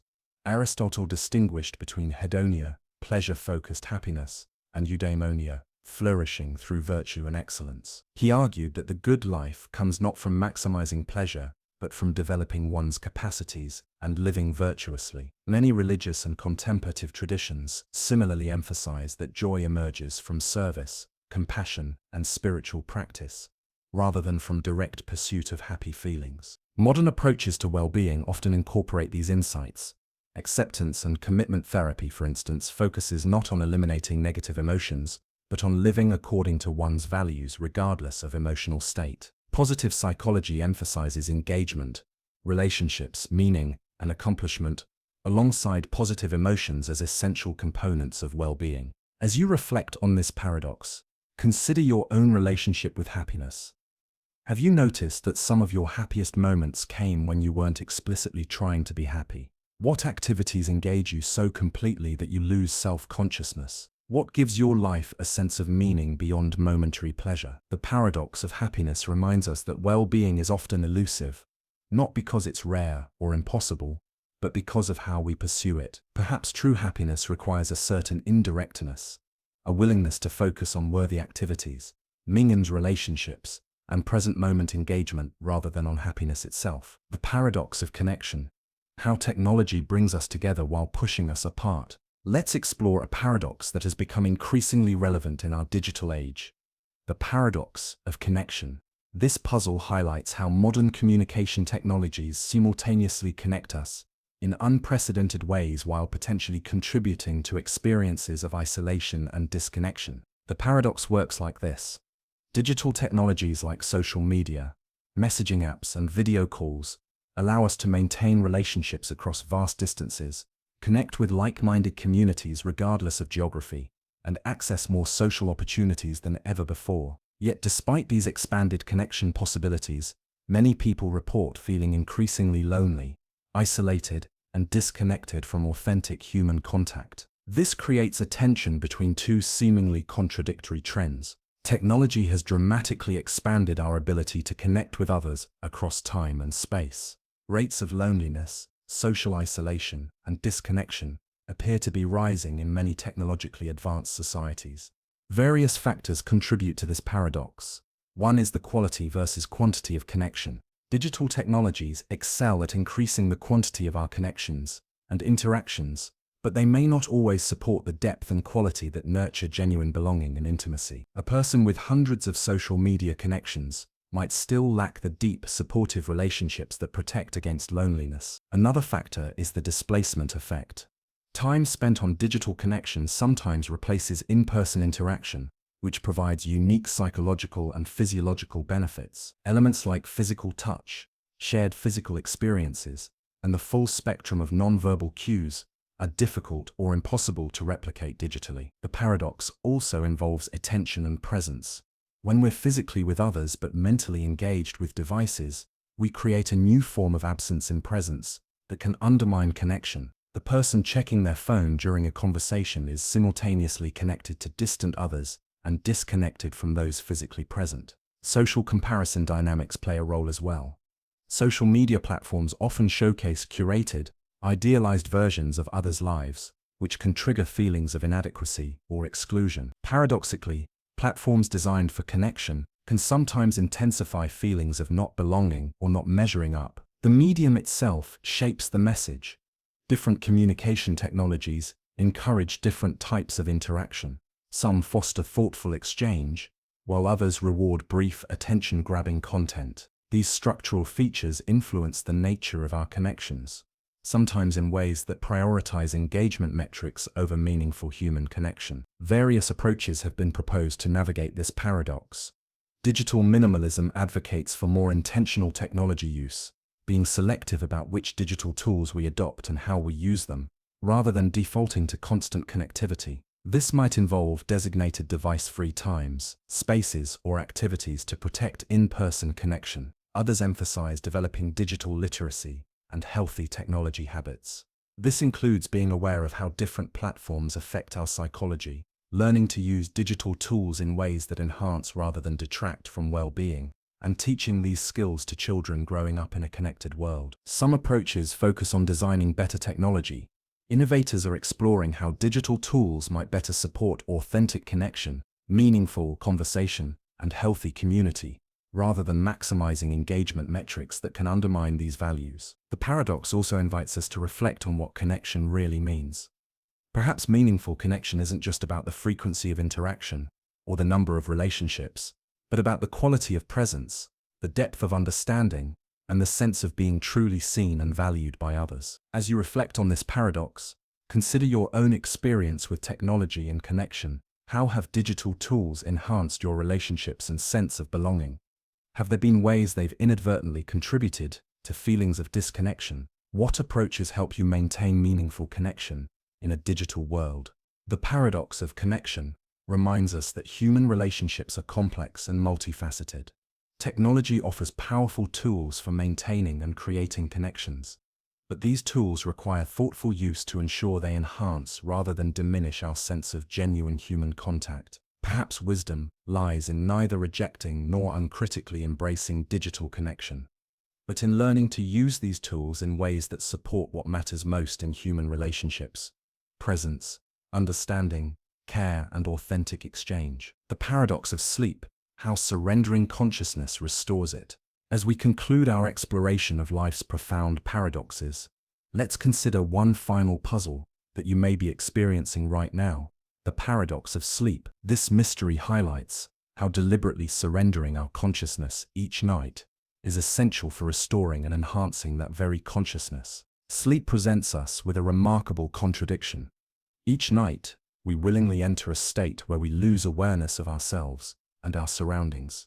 We become temporarily vulnerable, unconscious, and disconnected from the world around us. Yet this apparent surrender of consciousness is precisely what enables our minds to function optimally when awake. This creates a fascinating tension. To maintain optimal conscious functioning, we must regularly surrender consciousness entirely. The more we resist this surrender, through sleep deprivation, the more our conscious capabilities deteriorate. The paradox deepens when we consider what happens during sleep. While we experience sleep as a cessation of consciousness, our brains remain extraordinarily active. During deep sleep, our brains consolidate memories, process emotions, and clear metabolic waste. During REM sleep, we dream, experiencing a form of consciousness radically different from waking awareness, where impossible scenarios unfold with their own internal logic. Sleep researchers have discovered that during sleep, our brains aren't simply turning off, but are engaging in essential maintenance and reorganization. The glymphatic system, the brain's waste clearance mechanism, becomes dramatically more active, removing proteins and metabolites that accumulate during wakefulness. Neural connections are strengthened or pruned based on the day's experiences, enhancing learning and memory. This process is so vital that prolonged sleep deprivation leads to serious cognitive impairment, emotional dysregulation, and eventually, if sustained long enough, death. No amount of stimulation, motivation, or effort can compensate for sleep's essential restorative function. The only way to maintain consciousness is to regularly relinquish it. The paradox of sleep extends beyond physical restoration. Dreams, those mysterious narratives that unfold while we sleep, seem to serve important psychological functions. They help us process emotions, integrate experiences, and sometimes provide creative insights or solutions to problems that eluded our waking minds. By temporarily leaving behind logical, linear thinking, we access different modes of cognition that complement our waking intelligence. Various philosophical traditions have recognized the wisdom in this paradox.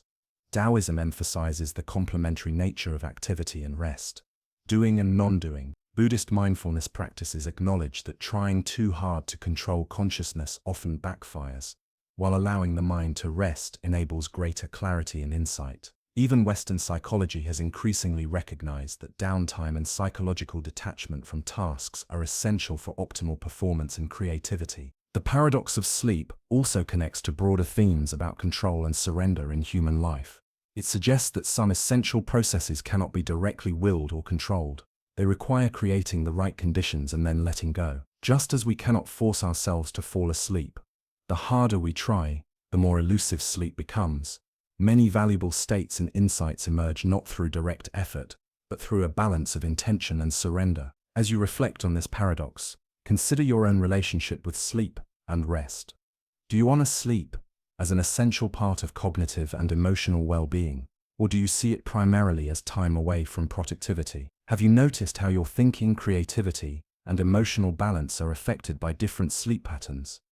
How might embracing the wisdom of this paradox change your approach to rest and activity? The paradox of sleep reminds us that consciousness isn't sustained through constant activity, but through rhythms of engagement and disengagement, focus and release, wakefulness and sleep. Perhaps there's profound wisdom in this natural cycle, a recognition that flourishing comes not from constant striving, but from honoring the complementary rhythms of effort and surrender, doing and being, wakefulness and rest. As you continue to listen to these words, perhaps already feeling the gentle pull of sleep, consider that you're not merely shutting down, but entering another vital state of being, one that will restore and enhance the very consciousness you're now releasing. In this surrender lies not weakness but wisdom, not loss but renewal.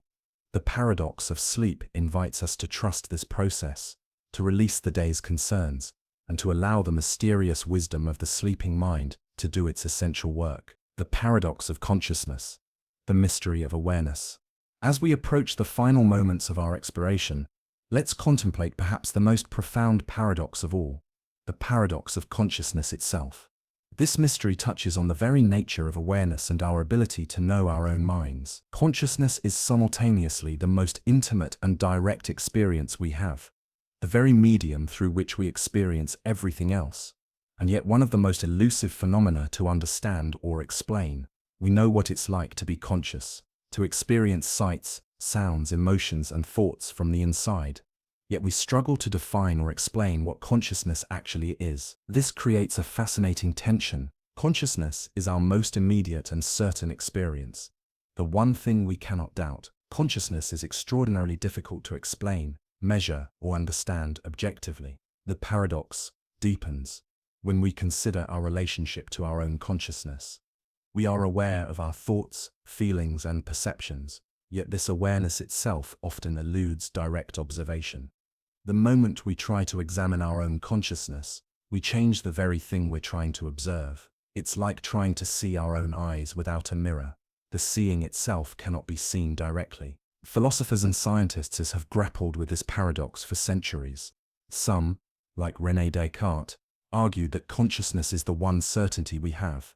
I think, therefore I am. Others, particularly in modern neuroscience, attempt to explain consciousness as emerging from physical processes in the brain, though how exactly subjective experience arises from neural activity remains what philosopher David Chalmers calls the hard problem of consciousness. The paradox extends to how consciousness relates to the physical world. On one hand, consciousness seems fundamentally different from physical objects and processes. Thoughts and feelings don't appear to have spatial dimensions or physical properties, like mass or charge. On the other hand, consciousness is clearly intimately connected with physical processes, particularly those in the brain. Damage specific brain regions, and aspects of consciousness change or disappear. Various traditions have approached this paradox differently.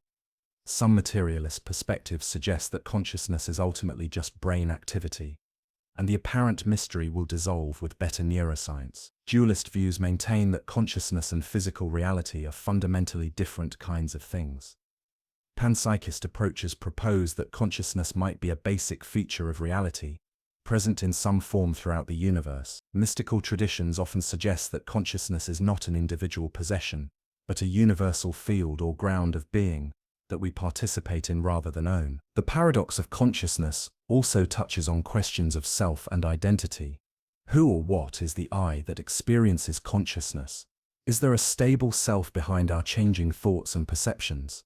Or is the sense of self itself just another appearance within consciousness? Different philosophical and contemplative traditions have offered radically different answers to these questions. Modern research on consciousness has revealed further paradoxes. Studies of phenomena like blindsight, where people can respond to visual stimuli they don't consciously see, and subliminal perception suggest that much of what influences our behavior and decisions happens outside conscious awareness. This creates another tension. Consciousness feels like the driver of our lives, yet science increasingly suggests it might sometimes be more like a passenger, or even a spectator, to processes happening beneath awareness. As you reflect on this paradox, consider your own experience of consciousness. What is it like to be aware? Can you observe the observer within you? What happens when you try to direct attention to attention itself? These questions aren't merely philosophical. They point to direct explorations you can conduct in the laboratory of your own awareness. The paradox of consciousness reminds us that despite all our scientific and technological advances, the most intimate aspect of our existence, our subjective experience, remains in many ways mysterious. Perhaps this mystery isn't a problem to be solved, but a wonder to be appreciated. Maybe consciousness, like a flame illuminating everything around it while remaining somewhat mysterious itself, is both the light by which we see and a profound mystery that we continue to explore. As you rest in awareness now, perhaps already drifting towards sleep, consider that you're participating in the most fundamental mystery of existence, the miracle of being aware at all. In this awareness, whether sharp and clear or soft and dreamy, you touch something that has fascinated and perplexed the greatest minds throughout history. The paradox of consciousness invites us not just to think about awareness, but to experience it directly, to rest in it, and to wonder at the extraordinary fact that the universe has somehow evolved to know itself through us. Living with paradox. As we come to the end of our exploration of life's great paradoxes, it's worth reflecting on what these puzzles teach us about the nature of existence and how we might live with them. Paradoxes aren't merely intellectual curiosities or logical puzzles to be solved. They reveal something profound about reality itself, but it often transcends our binary thinking and neat categories. They show us the limits of our understanding, while simultaneously inviting us to expand it. Throughout our journey, we've encountered paradoxes that touch on fundamental aspects of human experience: identity, time, knowledge, morality, connection, and happiness. Each paradox has revealed tensions and contradictions that don't yield to simple resolution. Yet within these tensions lie profound insights about the complex, multifaceted nature of reality. Perhaps the greatest wisdom these paradoxes offer isn't a solution, but an invitation to embrace complexity and hold opposing truths simultaneously. This capacity, sometimes called paradoxical thinking or dialectical reasoning, allows us to navigate life's contradictions with greater flexibility and nuance. Living with paradox means becoming comfortable with uncertainty and ambiguity. It means recognizing that many of life's most important questions don't have single definitive answers, but rather multiple perspectives that each capture something valuable. It means developing the capacity to see both, and rather than either or. This approach doesn't mean abandoning critical thinking or accepting logical contradictions uncritically. Rather, it involves recognizing when apparent contradictions point to deeper truths that our current frameworks can't fully capture. It means being willing to revise and expand our understanding rather than forcing complex realities into oversimplified models. Paradoxical thinking has practical benefits. Research suggests that the ability to hold opposing perspectives simultaneously is associated with greater creativity, wisdom, and psychological flexibility. It helps us adapt to changing circumstances, understand diverse viewpoints, and find innovative solutions to complex problems. Various wisdom traditions have recognized the value of paradoxical thinking. Eastern philosophies like Taoism and Buddhism explicitly embrace paradox as a path to deeper understanding. The Taoist concept of yin and yang represents complementary opposites that together form a dynamic whole. The Buddhist middle way navigates between extremes rather than choosing one side of a dichotomy. Western traditions also contain elements of paradoxical wisdom. The Christian concept of the Trinity represents a divine unity that is simultaneously three and one. Socratic wisdom involves recognizing the limits of one's knowledge. Hegel's dialectical philosophy sees truth emerging through the tension between thesis and antithesis. As you reflect on the paradoxes we've explored, consider how they might inform your own approach to life's complexities. How might you hold opposing truths in creative tension rather than rushing to resolve them? Where might embracing paradox lead to deeper understanding or more effective action? Perhaps the paradoxes that most perplex us are also our greatest teachers. They humble us by showing the limits of our understanding. They expand us by inviting us to hold multiple perspectives simultaneously. And they connect us by reminding us that navigating life's fundamental questions is a shared human endeavor. In a world that often seeks certainty and simple answers, Embracing paradox might seem counterintuitive. Yet it may be precisely what we need to navigate the complexity of modern life. The challenges we face as individuals and societies rarely yield to simplistic solutions. They require the capacity to hold multiple truths, to see from diverse perspectives, and to find creative paths through seemingly irreconcilable tensions. Living with paradox doesn't mean giving up on truth or surrendering to relativism. Rather, it means recognizing that truth itself is often multifaceted, contextual, and evolving. It means approaching life's great questions with both conviction and humility. Conviction about what we understand, and humility about the limits of that understanding. The paradoxes we've explored invite us to live more thoughtfully, to question our assumptions, and to remain open to new insights.